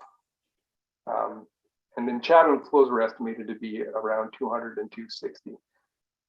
And I say estimated because it's really difficult with ice on the river. The gauges at Dutton showed water levels that in a free flow situation would have been around 375 meters cubed per second, which would get us up into those flow ranges that could potentially cause jamming downstream. But those weren't real, they were just really the effects of ice. And we couldn't really tell what the until it got downstream, and we could look again to see what was happening in Chatham. So those numbers kind of raise concerns about potential jamming, and we have to keep an eye on things. Then things started to calm down, but on February 22nd, we saw more rain, another 10 millimeters. But there was more snow in the watershed, and because of that previous storm, and it melted out again. River levels had been dropping all along the river, but Chatham had only dropped around 35 centimeters when it started to rise. So we didn't get down to the bottom. We were partway up already when we started to rain again, and that meant there's going to be a lot flow and more flow in the river. And of course, things were moving, so there's no chance of figuring out how much ice was lost in the first event. But this time, as a river that came off again, the river was broken up and started to move just over the last couple of days. So this is what we currently have in the river right now. There is an ice jam at Kent Bridge, a fairly substantial one. It looks like the river has cleared out all of its ice upstream of this through Thamesville, most through Algae and Middlesex County. It's all cleared out of ice, and it's all here at this jam around Kent Bridge. There's also one downstream of the city of Chatham around Dillon Road. It's from about Highway 40 through the city of Chatham. It's all, and all the ice through the city has now gone down and collected at this jam here. It's a fairly short stretch, and then downstream of this is mostly intact. So the ice sheet is intact, not broken up from prairie siding all the way through down to Lighthouse Cove. So this flows peaked in Byron just last evening with flows at about 290, so about 10% higher than what they were before. Again, this flow is less than those 350 that we talk about potentially causing flooding. Levels are through Elgin County are climbing, but haven't reached as high as the first rain event. Thamesville water levels have risen basically to the same place they were during the first, and just because of this jam, basically at Kent Bridge. But it does seem to be dropping. Water levels seem to be dropping. Chatham levels rose rather quickly due to the jamming, but they've now leveled off and are rising more slowly. So, there's very little risk in terms of our risk. There's very little risk for issues upstream of Thamesville. Water will get on the flood flats less than we'd see in a typical spring melt event. At the flows coming out of Byron, we probably wouldn't usually even be issuing flood messages. It's just that the effects of ice, could cause sudden changes and bring it up into flood flats rather quickly. If the Kent Bridge jam stays in place, water levels around Thamesville could go up again. Based on those reports, there's just not enough water flowing down the river to push it anywhere other than out into the flood flats. Like, it's not going to get into the upper tablelands or affect any communities. In Chatham, continue to rise, and unless the jam worsens, it's not likely to be able to raise water levels enough to impact the city of Chatham and have a dam or cause flooding. But I say unless the jam worsens, so we do need to be watching that to keep an eye on things. And I know I've had conversations with the drainage department at Chatham Kent. Both staff, the Lower Thames, and are out keeping an eye on things. So flows are less than what caused the failures of the flood protection works around Jeanette's Creek in 2019. So we're hopeful for that. Again, you're relying on flood control infrastructure, and there have been challenges with around that recently. There's currently projects going on to repair them. So flows are less than what caused that failure. So it looks good, but again, we just have to keep. And according to the reports, flows are less than what would flood Lighthouse Cove, even if a jam did occur. So that's positive there. So. And I think the last thing just keep in mind is if things stay and the ice jam remains in place, then of course it's there for a potential future melt event later in March. Again, we're just going to keep an eye on things, but it doesn't look too bad right now. So that's kind of my report for about our current ice jam risk and flooding situation for this season. I'm willing to entertain any questions if anybody had any.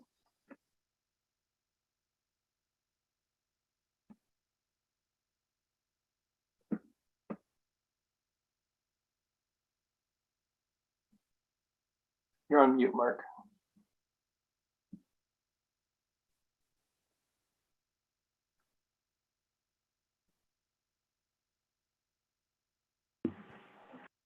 There we go. So any questions or comments? See any there? Thank you very much, Jason. We'll move on to 10.2. Thank you, Mr. Chair. That will be myself and Todd Cassier. Jason, thank you very much. I'll share screen.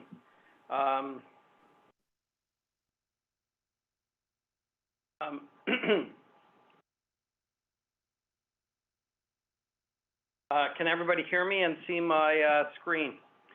So there's a lot of things happening with Bill 229 and the regulations and other appointments by the minister. I want to use this opportunity to bring the board up to date what was happening. Want you to keep in mind the timelines that we're talking about. We've completed the transition plan as of the end of last year. The inventory of programs and services have come to this meeting and hopefully will be approved to go to the minister by February 28th. And the transition to the new program has to be completed by January 1st, 2024. There are a number of things that have to happen before that, including agreements with municipalities on non-mandatory programs. So there are three parts to the discussion paper in the Phase 2 regulations. I'm only going to talk to two of them. The final one is some accountability stuff. It doesn't really make a big impact because much of the accountability we currently do. So the two I'm going to talk about is regulations regarding levying and how that will happen. And the second one is regulations regarding how we can charge fees. So one of the things that's good about what we're seeing in the discussion paper is it's really building on what we currently do. It seems to be flexible and avoid some of the prescriptive nature that some of the other things that have come through the bill have had. And it allows for local situations because many authorities levy differently in different municipalities because of historic arrangements between the Conservation Authority. So the flexibility, and it's consistent really with what we currently do.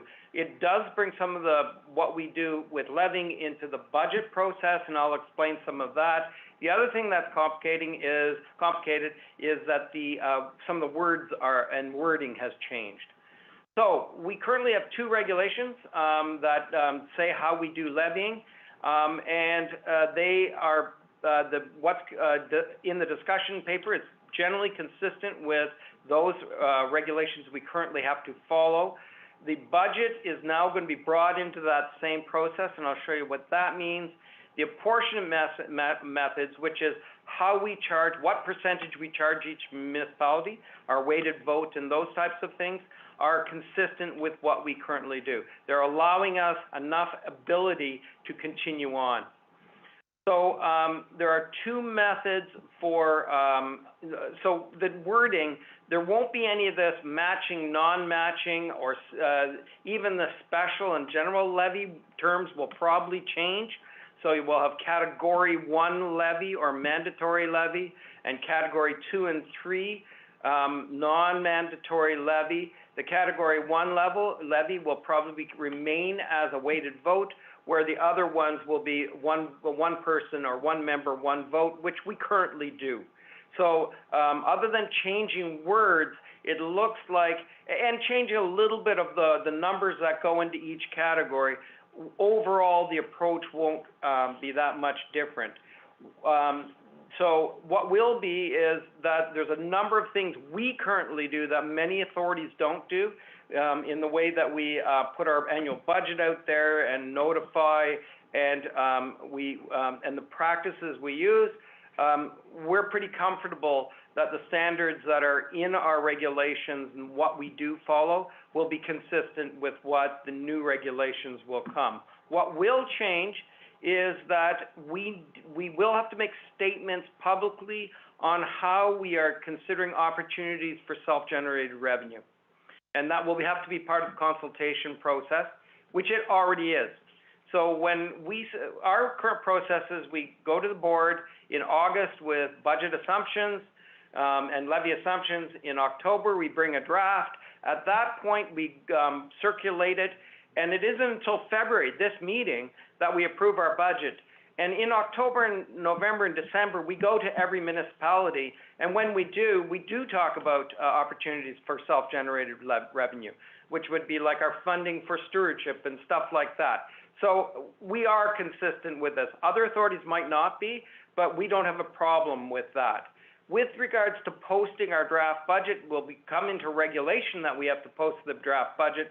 Well, we certainly do that. We post our draft budget all the way from October to February, so that is not going to change, but it is a new requirement. And finally, we have to send our budgets, approved budgets, and the final budget to the minister. That is a new requirement, not a big deal. So with apportionment, one of the things that has happened is, and it's not 100% clear because the regulations aren't completed, and this is one of the elements that made completion of the inventory of programs and services hard. They have allowed us to consider the administrative costs as operating expenses and to relate that back for all programs, not just the mandatory programs. So they have said that we can put the administrative costs all into category 1, which is the general levy that we can charge municipalities without agreements in place. And it's for, it has to be transparent and detailed, but it doesn't require an agreement, and it's for all services that keep the Conservation Authority running, all those administration costs. Now, I think the province is going to call that operating costs. We're not 100% sure the terminology around this, but the apportionment for administration will go into category 1. And you'll see that in the inventory program services, we did that. So that's what's happening with our levying. I can assure you we are going to work through all the issues with wording, all the issues, and we'll bring the board up to date.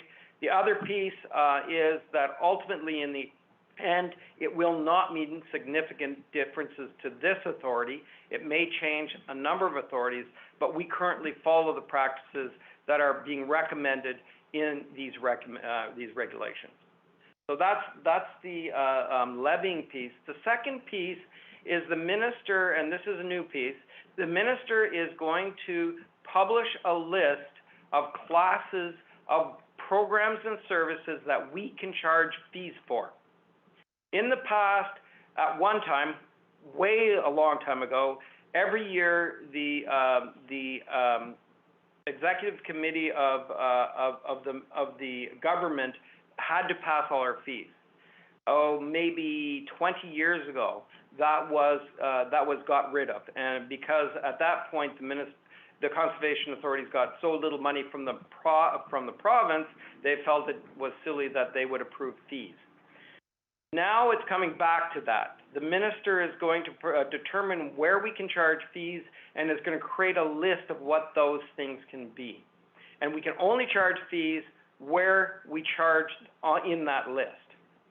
We have to also publish that list. So it's going to be, once again, based on the categories that are defined in Bill 229. So category 1, which is our Section 28 permits, all our responses on natural hazards to the public, to real estate, and to the lawyers and things, and all the activities on our conservation lands that are passive in nature, and the review of applications under legislation don't affect us because we don't do things like septic approval.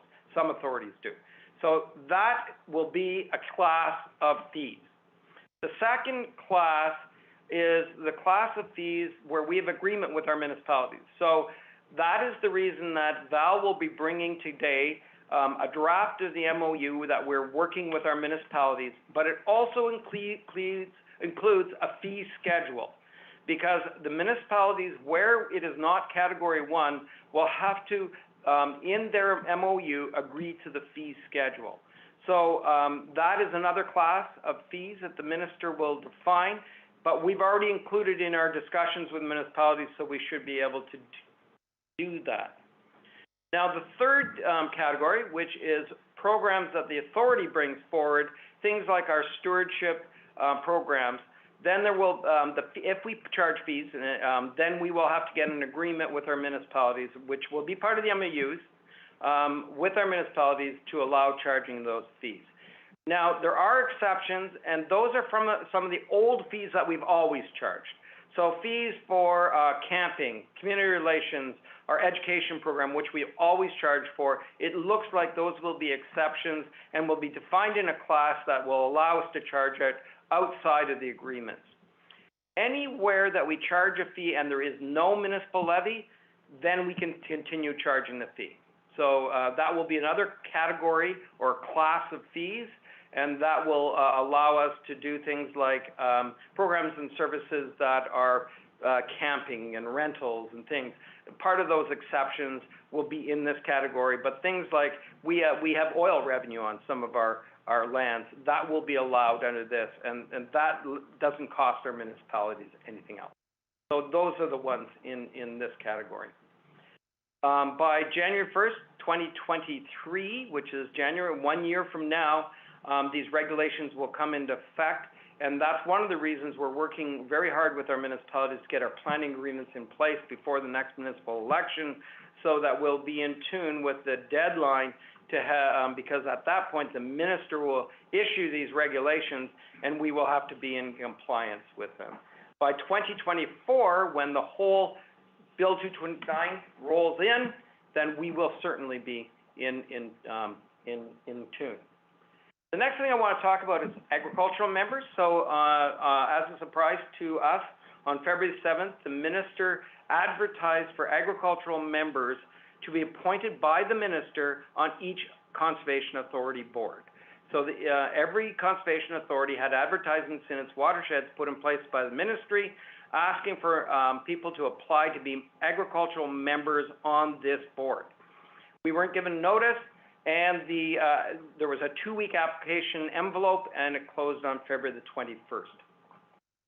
So it's based on Section 14.4 of the Act, which says the minister essentially can appoint agricultural members to a Conservation Authority board.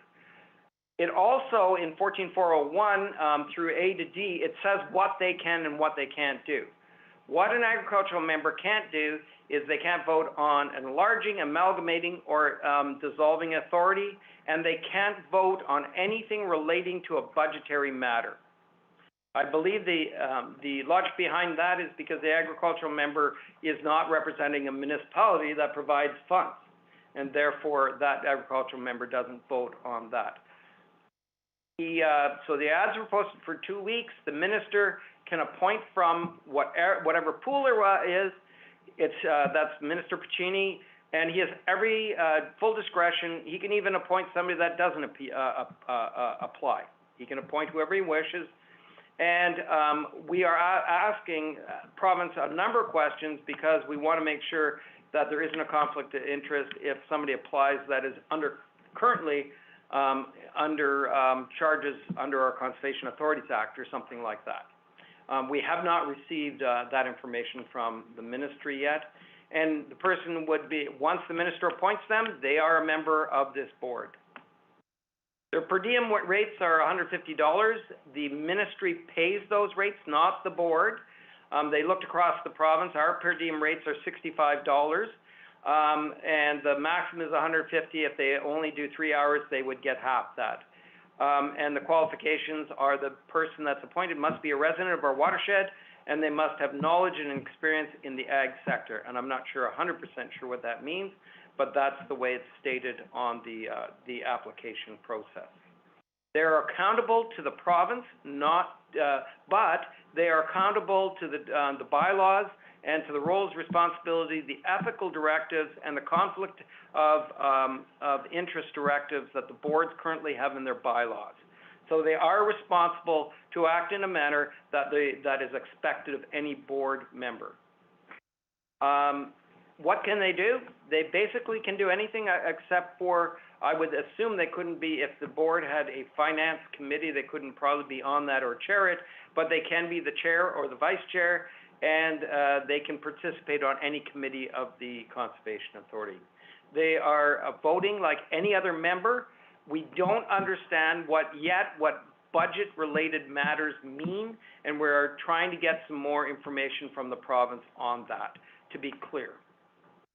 They're going to be trained by the province, and there is a we have suggested that they should also be trained about what happens inside a conservation authority as well.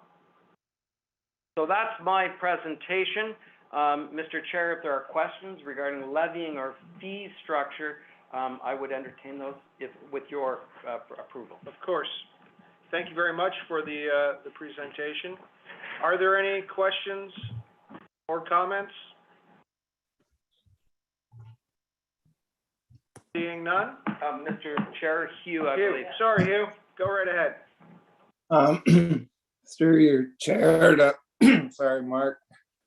This Ministry of the Agriculture appointing somebody just looks like a patronage thing. Like you could get somebody really good, or you could. I think I'm a farmer, and I think this could be a bad road that they're going to take us down. That's all. Thank you.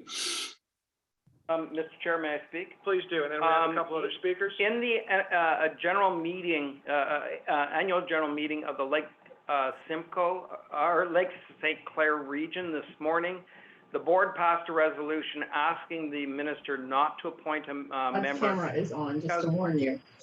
Because I believe they were. And the Hoskins box is under. Sorry. Where's that coming from? Todd, you're okay. I believe they felt that they had enough agricultural members on the board, and I believe we have, I think, 4 agricultural people that are involved, 4 people that are involved, and 3 others that are from agricultural backgrounds on our board. So that is an option as well, to ask the minister, send a letter to ask the minister to not appoint an agricultural appointee, given the representation we already have. Thank you. Krista, followed by Linda. I had 2 comments. One was, how do I get paid by the Ministry of Environment? Because yeah, and that's a little bit more than what we get paid when we're driving to meetings. And then my other comment was just the fact that we've had members on the board who maybe were here for their own agendas or different reasons, and for the most part we have been able to move forward in a cohesive direction in spite of that, because as municipal representatives, we know what our community wants as elected officials. So as much as I'm disappointed in this action, because I'm not sure it's necessary in this situation, I know that we'll be okay anyways, no matter who they appoint. Thank you. And I agree. Saw a lot of nodding heads and faces there too. Linda, you had a comment? I wasn't nodding my head, Mr. Chair. No. I agree with you. I think this is overreach. So are they going to be paid out of our existing budget? Mr. Chair, the ministry has indicated that they will be paying the per diem for the agricultural appointee, not the conservation authority. And will it be the same per diem as you get for being on this board under normal circumstances, or will it be a fee onto them? Mr. Chair, it will be basically $150 per diem, which is, we get $65 for our members, and they will get $150. I've understood that a number of authorities are rethinking their per diems to their members because of this. Thank you. Thank you. Sarah? Yep, the per diem caught my eye too, Linda, and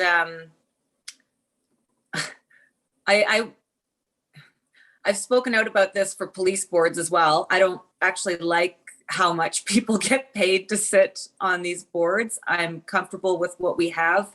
I really don't like that the ministry would pay their own, appointee so significantly more than everyone else. It does absolutely seem like a patronage appointment, as Hugh said.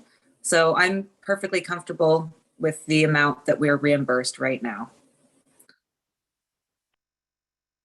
Thank you.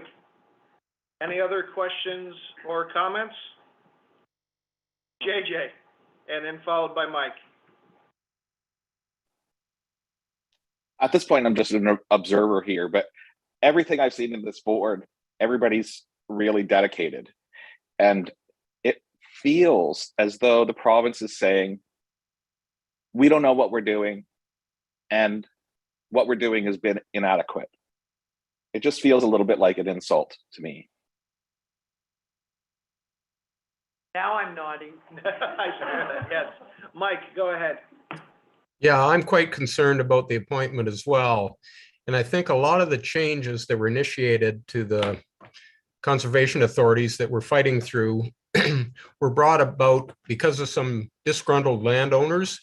I think they were behind it, and I'm concerned that we end up with somebody that has an axe to grind, and we all know that those are out there. So I would be in favor of sending notification to the ministry that we are not in favor of that, as other CAs have done. So are you making that motion then? I will make that motion. Right, Sandy, are you seconding, or question, comment? No, I've agreed with pretty much everything. That's why I nod a lot. I don't have a head issue. I'm actually nodding. I agree with you all. But yes, I will second that motion. Okay, we'll open up the floor to questions or comments on the motion. Linda? I do agree as well, and I would ask that our well-versed CAO put a letter together, send it to us first for our approval, and then send it on to the province. Mr. Chair, in that letter, I would express words around that we do have the agricultural commitment and members that do represent that sector well already on the board. Further, Mr. Chair? Yes, go ahead, Linda. And if it should in fact be a member of the board, in a more official capacity signing it, I would ask that our chair sign the letter. Problems with that. And I know the Chatham-Kent representatives don't get any per diem for sitting on any boards, so that 150, maybe I'll try and get that sweet gig. But anyway, Mr. Yes. Krista, go ahead. I just had a comment about per diems. Our municipality has started a top-up process, whereas if the per diem is not what everybody else is getting for every other committee, our municipality tops us up to our municipal per diem rate. So that's a little bit how we do it. And that's not saying it's the only solution. It just happens to be this solution. So while we won't get $150 per meeting because we are not there, it's not quite as low as the municipal one, because there was a big difference. Our per diem is over $115 for a meeting. So 65 and 115 was a smidge bit different. So any other questions or comments in regards to the letter? Seeing none, anyone opposed to the idea? That carries. Okay, moving on to 10.3, I believe. Mr. Chair, under these presentations, there is a further presentation from Todd on the inventory of programs and services. Right, pardon me. Good afternoon, Mr. Chair, fellow board members. Let me just bring this up. Here we are. So this is just a brief summary of the inventory of program process and just of the actual inventory itself. So what you would see. Why will this not advance? Okay. So the inventory of programs and services is we're required to report to the member municipalities and the public and the minister all by February 28th. This is kind of similar to what Mark said. The inventory will be a living document because we still are waiting for information from the province on the exact details of everything. And we also have to consult with the municipalities. So it will kind of change based on that. The current inventory that you were provided is based on our best. It may and probably likely will change as we progress in this process. So the categories we've gone through this with the transition. Category 1 is mandatory. Category 2 is non-mandatory, provided by or requested by the municipalities, and category 3 is requested by the conservation authorities themselves. So providing constant and ongoing costs for categorized programs and services of the LTVCA. So as Mark said, we've had a lot of changes based on our strategic plan over the years. COVID-19 threw a real wrench into that. And many of these elements from these changes will continue for future budgets. And then, as he said, a good one, a positive one is a significantly more funding through self-generated revenue has occurred over the last 3 years. So preparing the inventory, our inventory was based on our 2022 budgets. Everyone was a little bit different in all the conservation authorities on how they did it. Our 2022 is probably the most representative of where we're going just because of all the changes that have happened. And then if we didn't have very good reliable numbers, there's certain programs that we don't expect to be fully back to where they were by 2022. We went based on a 5-year, the last 5 years, or we looked at 5 years and took out the COVID numbers effectively. So the types of funding for the programs are obviously municipal levy, self-generated, which is grants, user fees and donations. Special levy for us, that's our flood control structures with CK and our Chatham-Kent greening. So, and then provincial funding, the main one is section 39. So for our flood, section 39 components, which is our flood forecasting, flood control structures, technical studies, and all of the water management stuff. And then our CMOG for our village grant. Here's the first page of our inventory.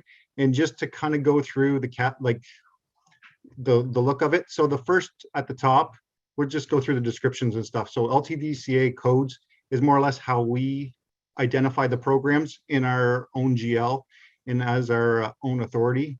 The program service and subservice is just a brief description of what it was and just the program and it's actually entailing. The description is a brief description of the program. Category 1, 2, and 3 obviously tells where it is, with category 1 being the mandatory. Category rationale is based on the CA Act. Annual average cost is our annual average cost based on 2022 with a few modifications, which we did note in the LTVCA codes column on if we tried to annualize for programs that we didn't expect to be back up to, or we didn't budget for back to normal numbers. And then the funding mechanism is where the funds for each of these different programs comes from. And that goes back to the 4 different types of funding that we have. So changes to address requirements going forward. This will be relatively, it will be relatively significant to us because we have to change our budgeting process. We have to go back to, or we have to go and change our LTVCA account codes. As you notice in our inventory, some of our programs are not broken out as the Act requires. So we're going to have to go and change our counting, which will be a fair bit of administration just to break it up on that basis. Most of it is they would stay in the same category, but they still want it broken up differently, which is more administration. And then our financial statements and reporting from all of that will obviously have to change. So, and then the recommendation report, and the report is in the agenda, and recommend approval of the LTVCA inventory of programs and services. And then any questions, and thank you for your time. Thank you very much, Todd. Any questions or comments?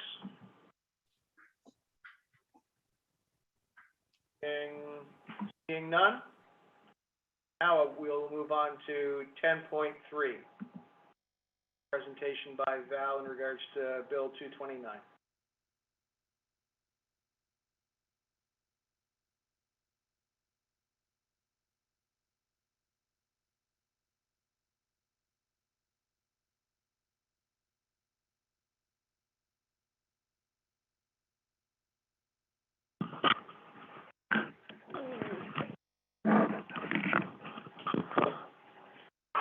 Try to get a little closer here. Can everybody hear me?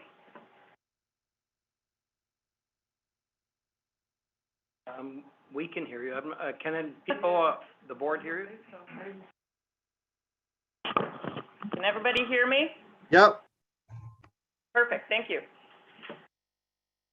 Okay, so as part of the Bill 229 stand down from the province. We've had to look at generating municipal planning MOUs with our all our member municipalities.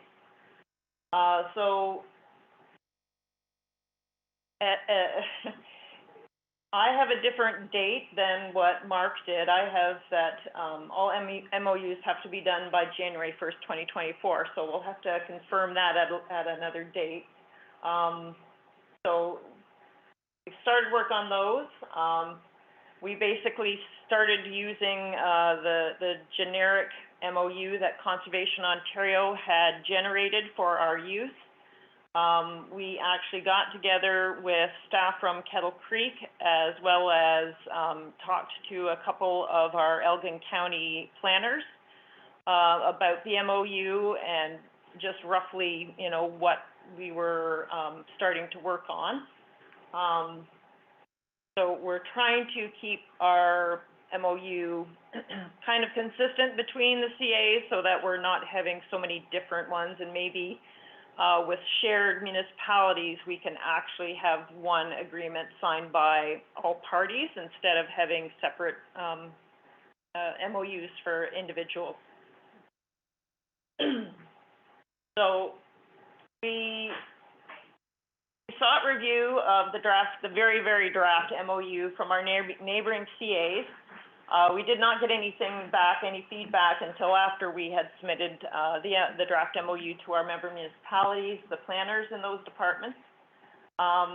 Several municipal planners did get back to me acknowledging that they had received the MOU and that they would be getting back to us shortly with feedback and any comments. Several comments we did receive back from the CAs after we sent out to the municipalities. And we have received comments from one municipality already, which was amazing. They got back to me within a week, which I was not expecting. We'll need to, once we get all the feedback in, we'll need to review them and create like a chart to see what the changes that are being recommended to what we proposed. At that point, we will go back out and try to meet in person with municipal planners, mayors, maybe even councillors. I don't know who wants to be in on that. I think it's going to be just low key at the get-go, just with the planners, maybe the CAO, and go through what the draft MOU has laid out and if they want anything further added or removed. One suggestion from one of the CAs was that because we actually do work for the counties, which are technically not municipal members of our board, that we should also be taking the draft MOU to the counties, the three counties, Essex, Elgin, and Middlesex, to sign agreements with them for the work that we do through their planning exercises. This will be something that we'll discuss with those three, the member municipalities within those three counties. So idealistically, our goal will be to have the signed MOUs with all of our member municipalities prior to the November 2022 municipal elections, as we feel that this board of directors and the municipal councillors currently elected have the most knowledge of the changes that have come down through the Bill 229. And that, but we'll definitely take the time that we need and the member municipalities need to come up with a solid MOU that is clear, concise, for all parties. At that point in time, staff will be going through any feedback from the municipalities after that meeting. Hopefully we are having those meetings in late March, early April. Will depend on any flood events that happen that might push that timeline a little bit further. So once municipal planners and ourselves finalize the draft MOU, we will be presenting to each member municipal council for endorsement. And any further information on that MOU you can find in I think it's 11.1 for the business of approval. The MOU is at the end of that staff report. That is what was sent out to our member municipalities. Obviously, it is very draft. It is still subject to change. Once we have something a little more approaching finalized and we've gone to county councils, we'll be back to the board to approve the MOUs. Might be more than one MOU because each municipality is distinct. So it may be several MOUs across the watershed. Are there any questions? Did I lose my voice? Thank you. I don't see any questions there. Okay, I will go to my next presentation. So obviously with the MOUs, we now have to come up with some way to recoup the fees or expenses that incur. So as part of the new planning MOUs, the new fee schedule is required. And just of note, all the other CAs that surround our watershed actually have been charging municipal planning fees for quite some time.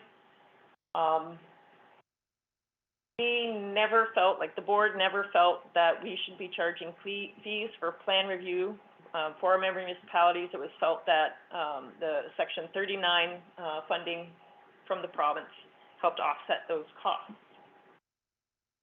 So on that note, unfortunately, the province reduced our transfer payment for providing this service.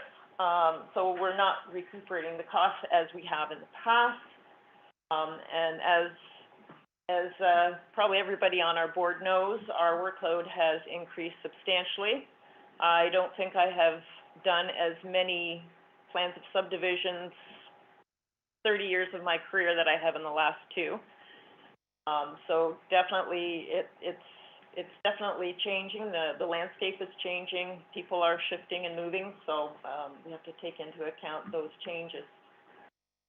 There are no grants that could offset the cost, and we really don't want to download any further costs onto our member municipalities.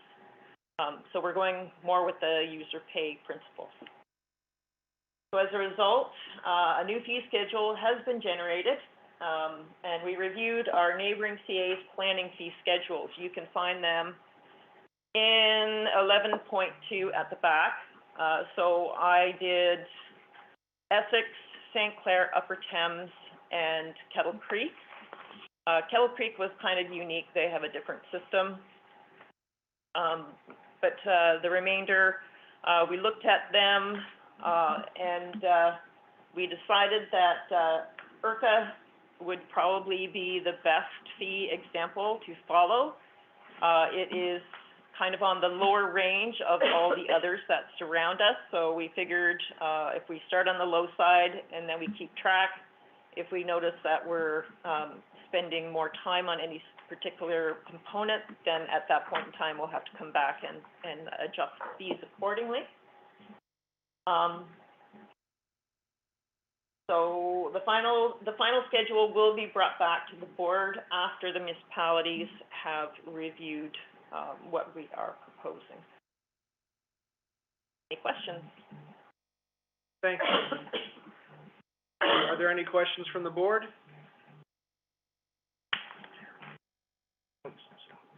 See any? Thank you very much, Val.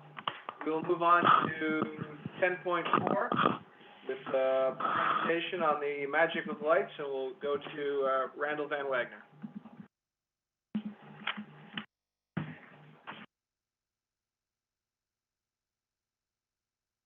Chair Thompson, thank you. As you all may recall, last year we embarked on a new journey. We decided to take on a new Christmas light show last year, and today I'm going to be providing you with an update on how that went. This event we hosted at Longwoods Road Conservation Area in the far east of our watershed. That's in Strathroy-Caradoc, just outside of the City of London.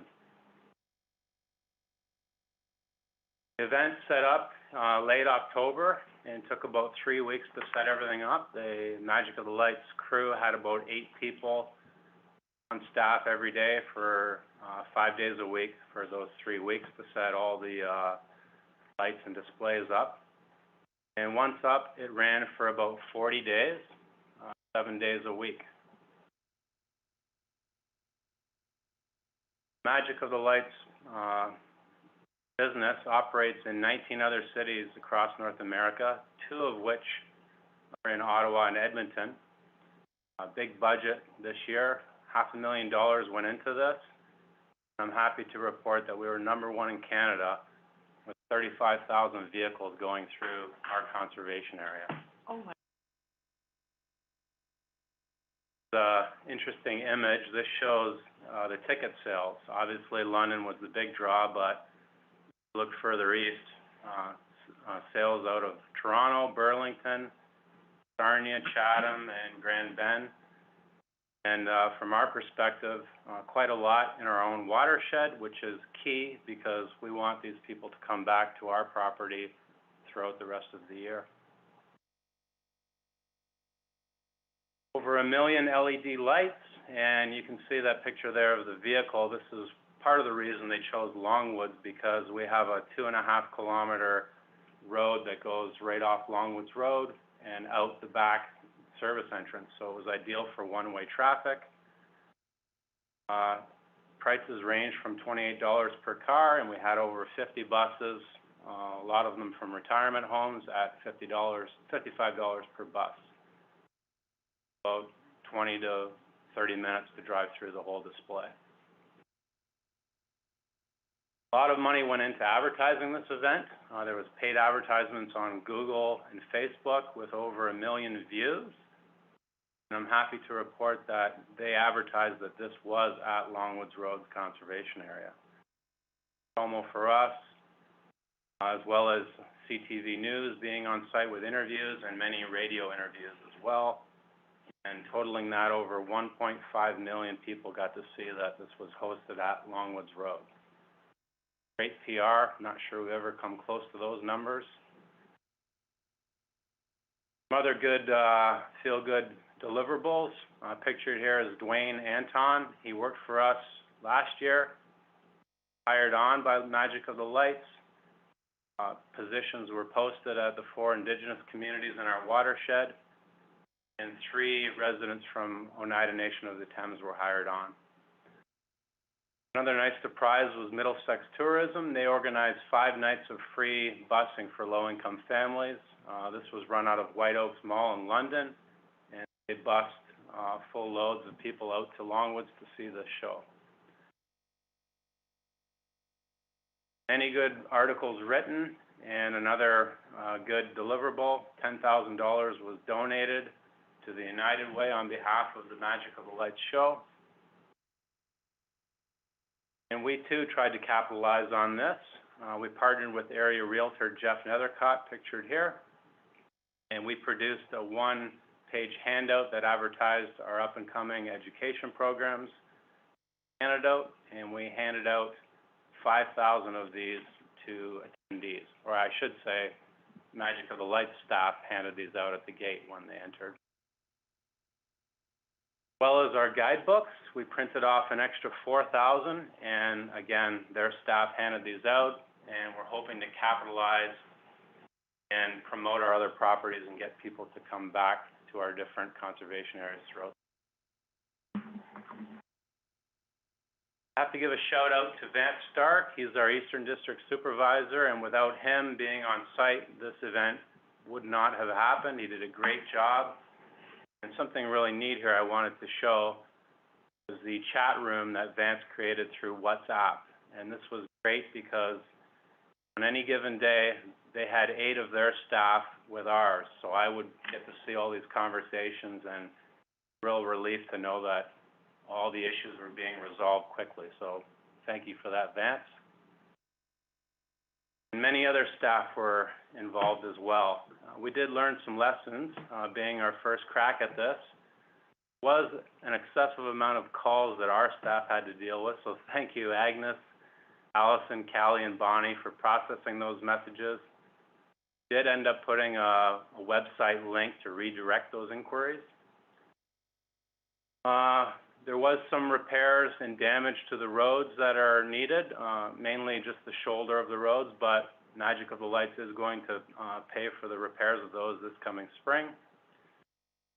There was some minor disruptions to neighbors just because of the sheer volume of the vehicles, but they quickly resolved them, and I'm quite happy with their professionalism. Most times they dealt with these within 2 hours, and the signage there on the right, these were put in to help alleviate traffic and direct people back to their homes. So, great job. I have nothing but good things to say about Magic of the Lights as an organization.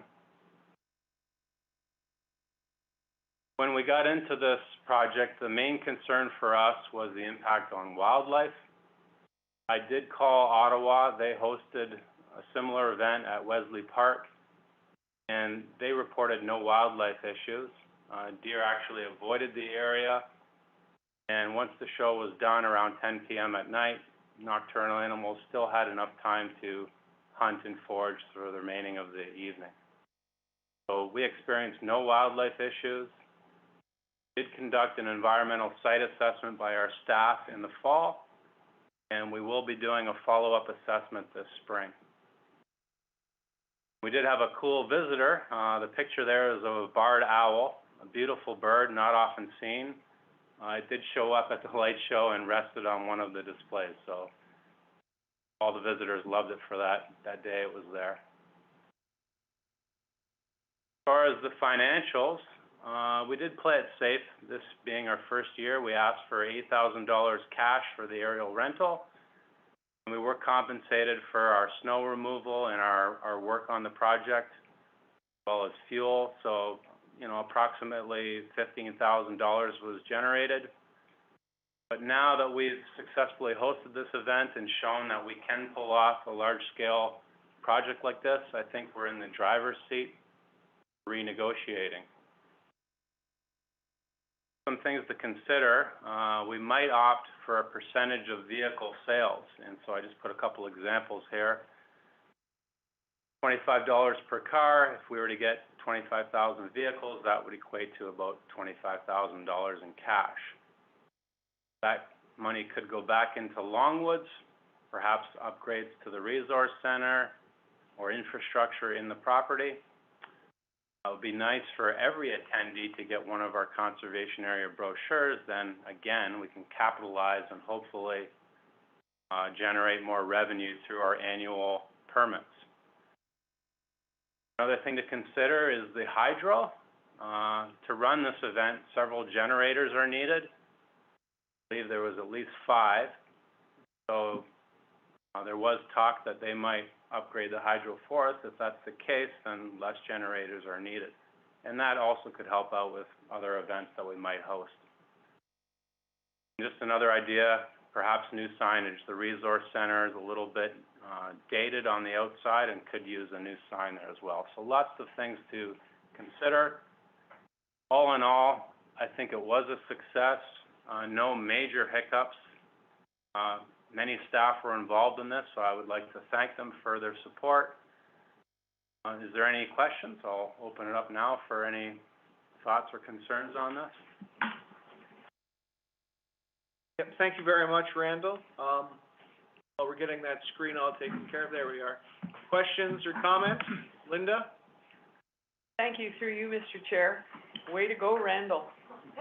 That was terrific. I can't imagine the level of advertising that will come out from this. I think you've started something, and I think as long as you can keep the neighbors happy, going. I noticed at the bottom, complimentary tickets for little inconveniences. Brilliant. I thought the whole thing was terrific. Thank you, Linda. Yeah, I would just, again, like to say thank you to Randall and all our staff who managed to put this event together. I took my father and our kids on one of the nights. It was a snowy night, actually, and it really was quite magical to see all the lights and the conservation area done up like that. happy to see that we have learned a few lessons. When I was there, I will admit that the traffic was quite backed up when we arrived. However, within about an hour, it had cleared out. So I think there's, like you said, some lessons learned going forward. Definitely something I would hope that we could continue over the next number of years. And I think you're right. I think we're a little bit more in the driver's seat, where not that it's always about making money, but it's a good revenue and a good advertising for the things we do for Longwoods and for the LTVCA. So thank you very much. Thank you. And with that, I will accept a motion to move the presentations. Receive them. Moved by Richard, seconded by Sandy. Any other questions or comments before we move on? Seeing none. Anybody opposed? That carries. We will move on to 11.1. As Val had mentioned, I'll need someone to move that the Bill 229 draft municipal / LTVCA MOU be approved for consultation with member municipalities, and that once finalized with those municipalities, that the MOUs be brought back to the Board of Directors for final approval. Moved by Paul, seconded by Linda. Questions or comments? Seeing none. Anyone opposed? And that carries. Move on to the draft municipal planning fee schedule. Need a motion that the draft planning fees be approved for consultation as attached. Moved by Mike, seconded by Sarah. Any questions or comments? Seeing none. Anyone opposed? And that carries. And we will move on to 11.3. I'll need a motion that the LTVCA Board of Directors approve the Alice CK PAC terms of reference. Moved by Krista. Seconded by Linda. May I say a few words? Please do, yes. Before the meeting, between the meeting and the circulation of the agenda, there were some questions brought forward by members of the board about the relationship between Alice and the Conservation Authority for the Alice Chatham-Kent and Alice Elgin programs. We are the legal entity for those two programs. The Alice Middlesex program is incorporated onto itself. So for the PAC committees and we should have approved the Chatham-Kent a number of years ago when the board was presented the Chatham-Kent Alice program back in 2018. We didn't do that, but essentially for that committee, it is a committee of this authority and therefore is covered by our insurance, and you can see it's following our conflict of interest and those other policies of the authority. So I just want to give the board that clarification because members of the authority asked for that, and I wanted you to have the full picture of what you're voting on here. Thank you very much. Any other questions or comments? Seeing none. Anyone opposed? Motion carries. 11.4.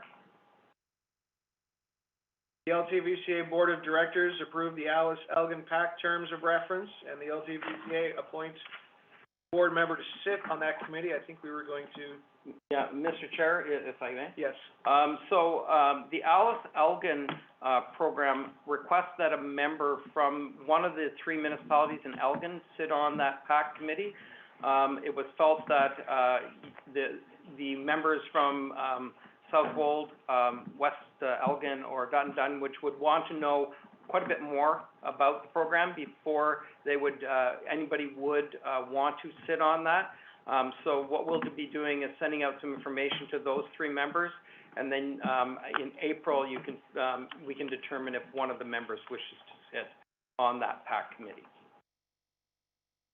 Excellent. I'll need a mover and a seconder.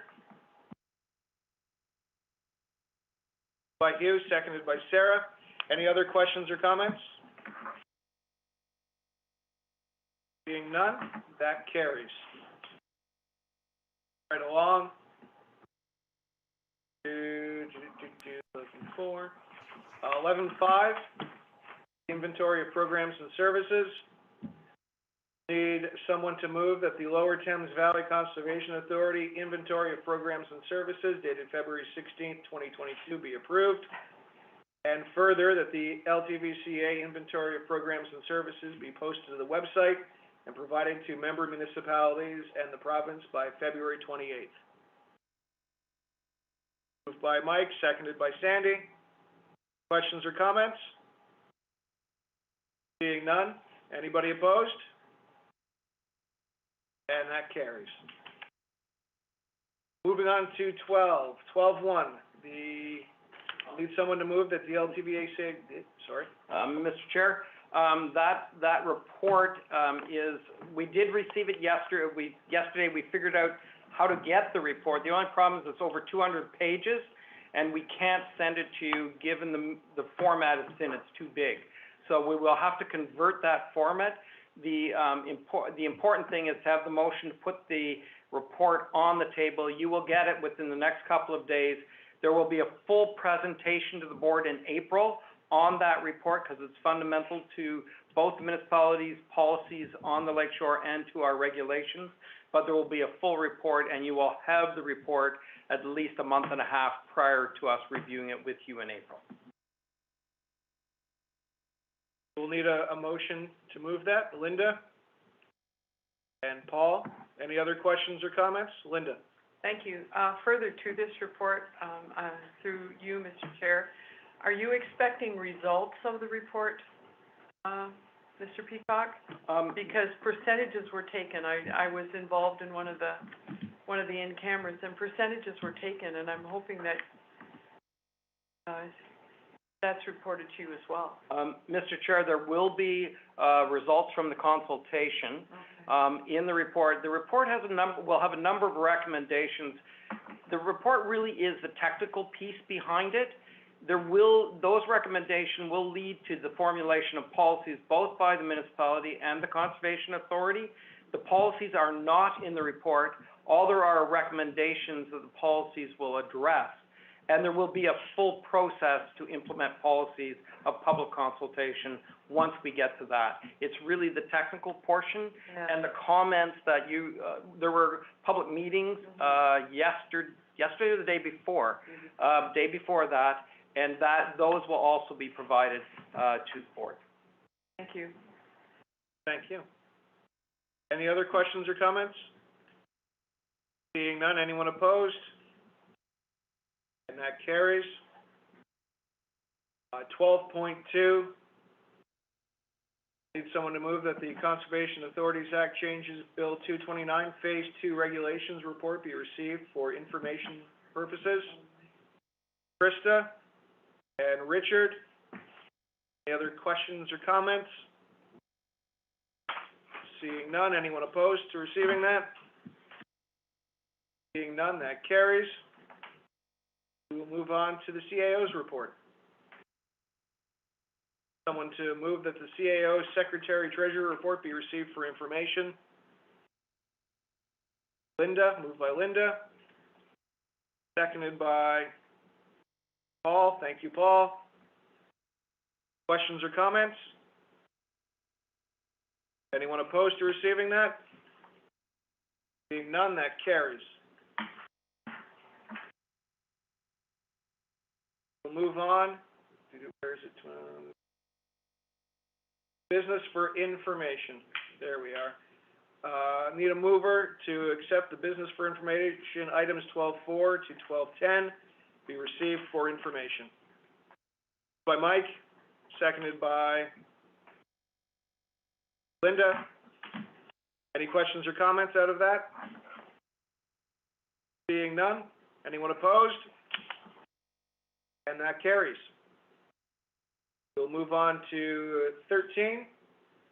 I'll need a mover to move the correspondence items 11.1 and 11.2 be received for information as presented. Paul. And seconded by you. Thank you kindly. Any questions or comments? Seeing none, anyone opposed? That carries. Any other business? Seeing none, I will take a motion to adjourn. Yes. Linda and Krista. Anyone opposed? Thank you very much, everybody. Bye, guys.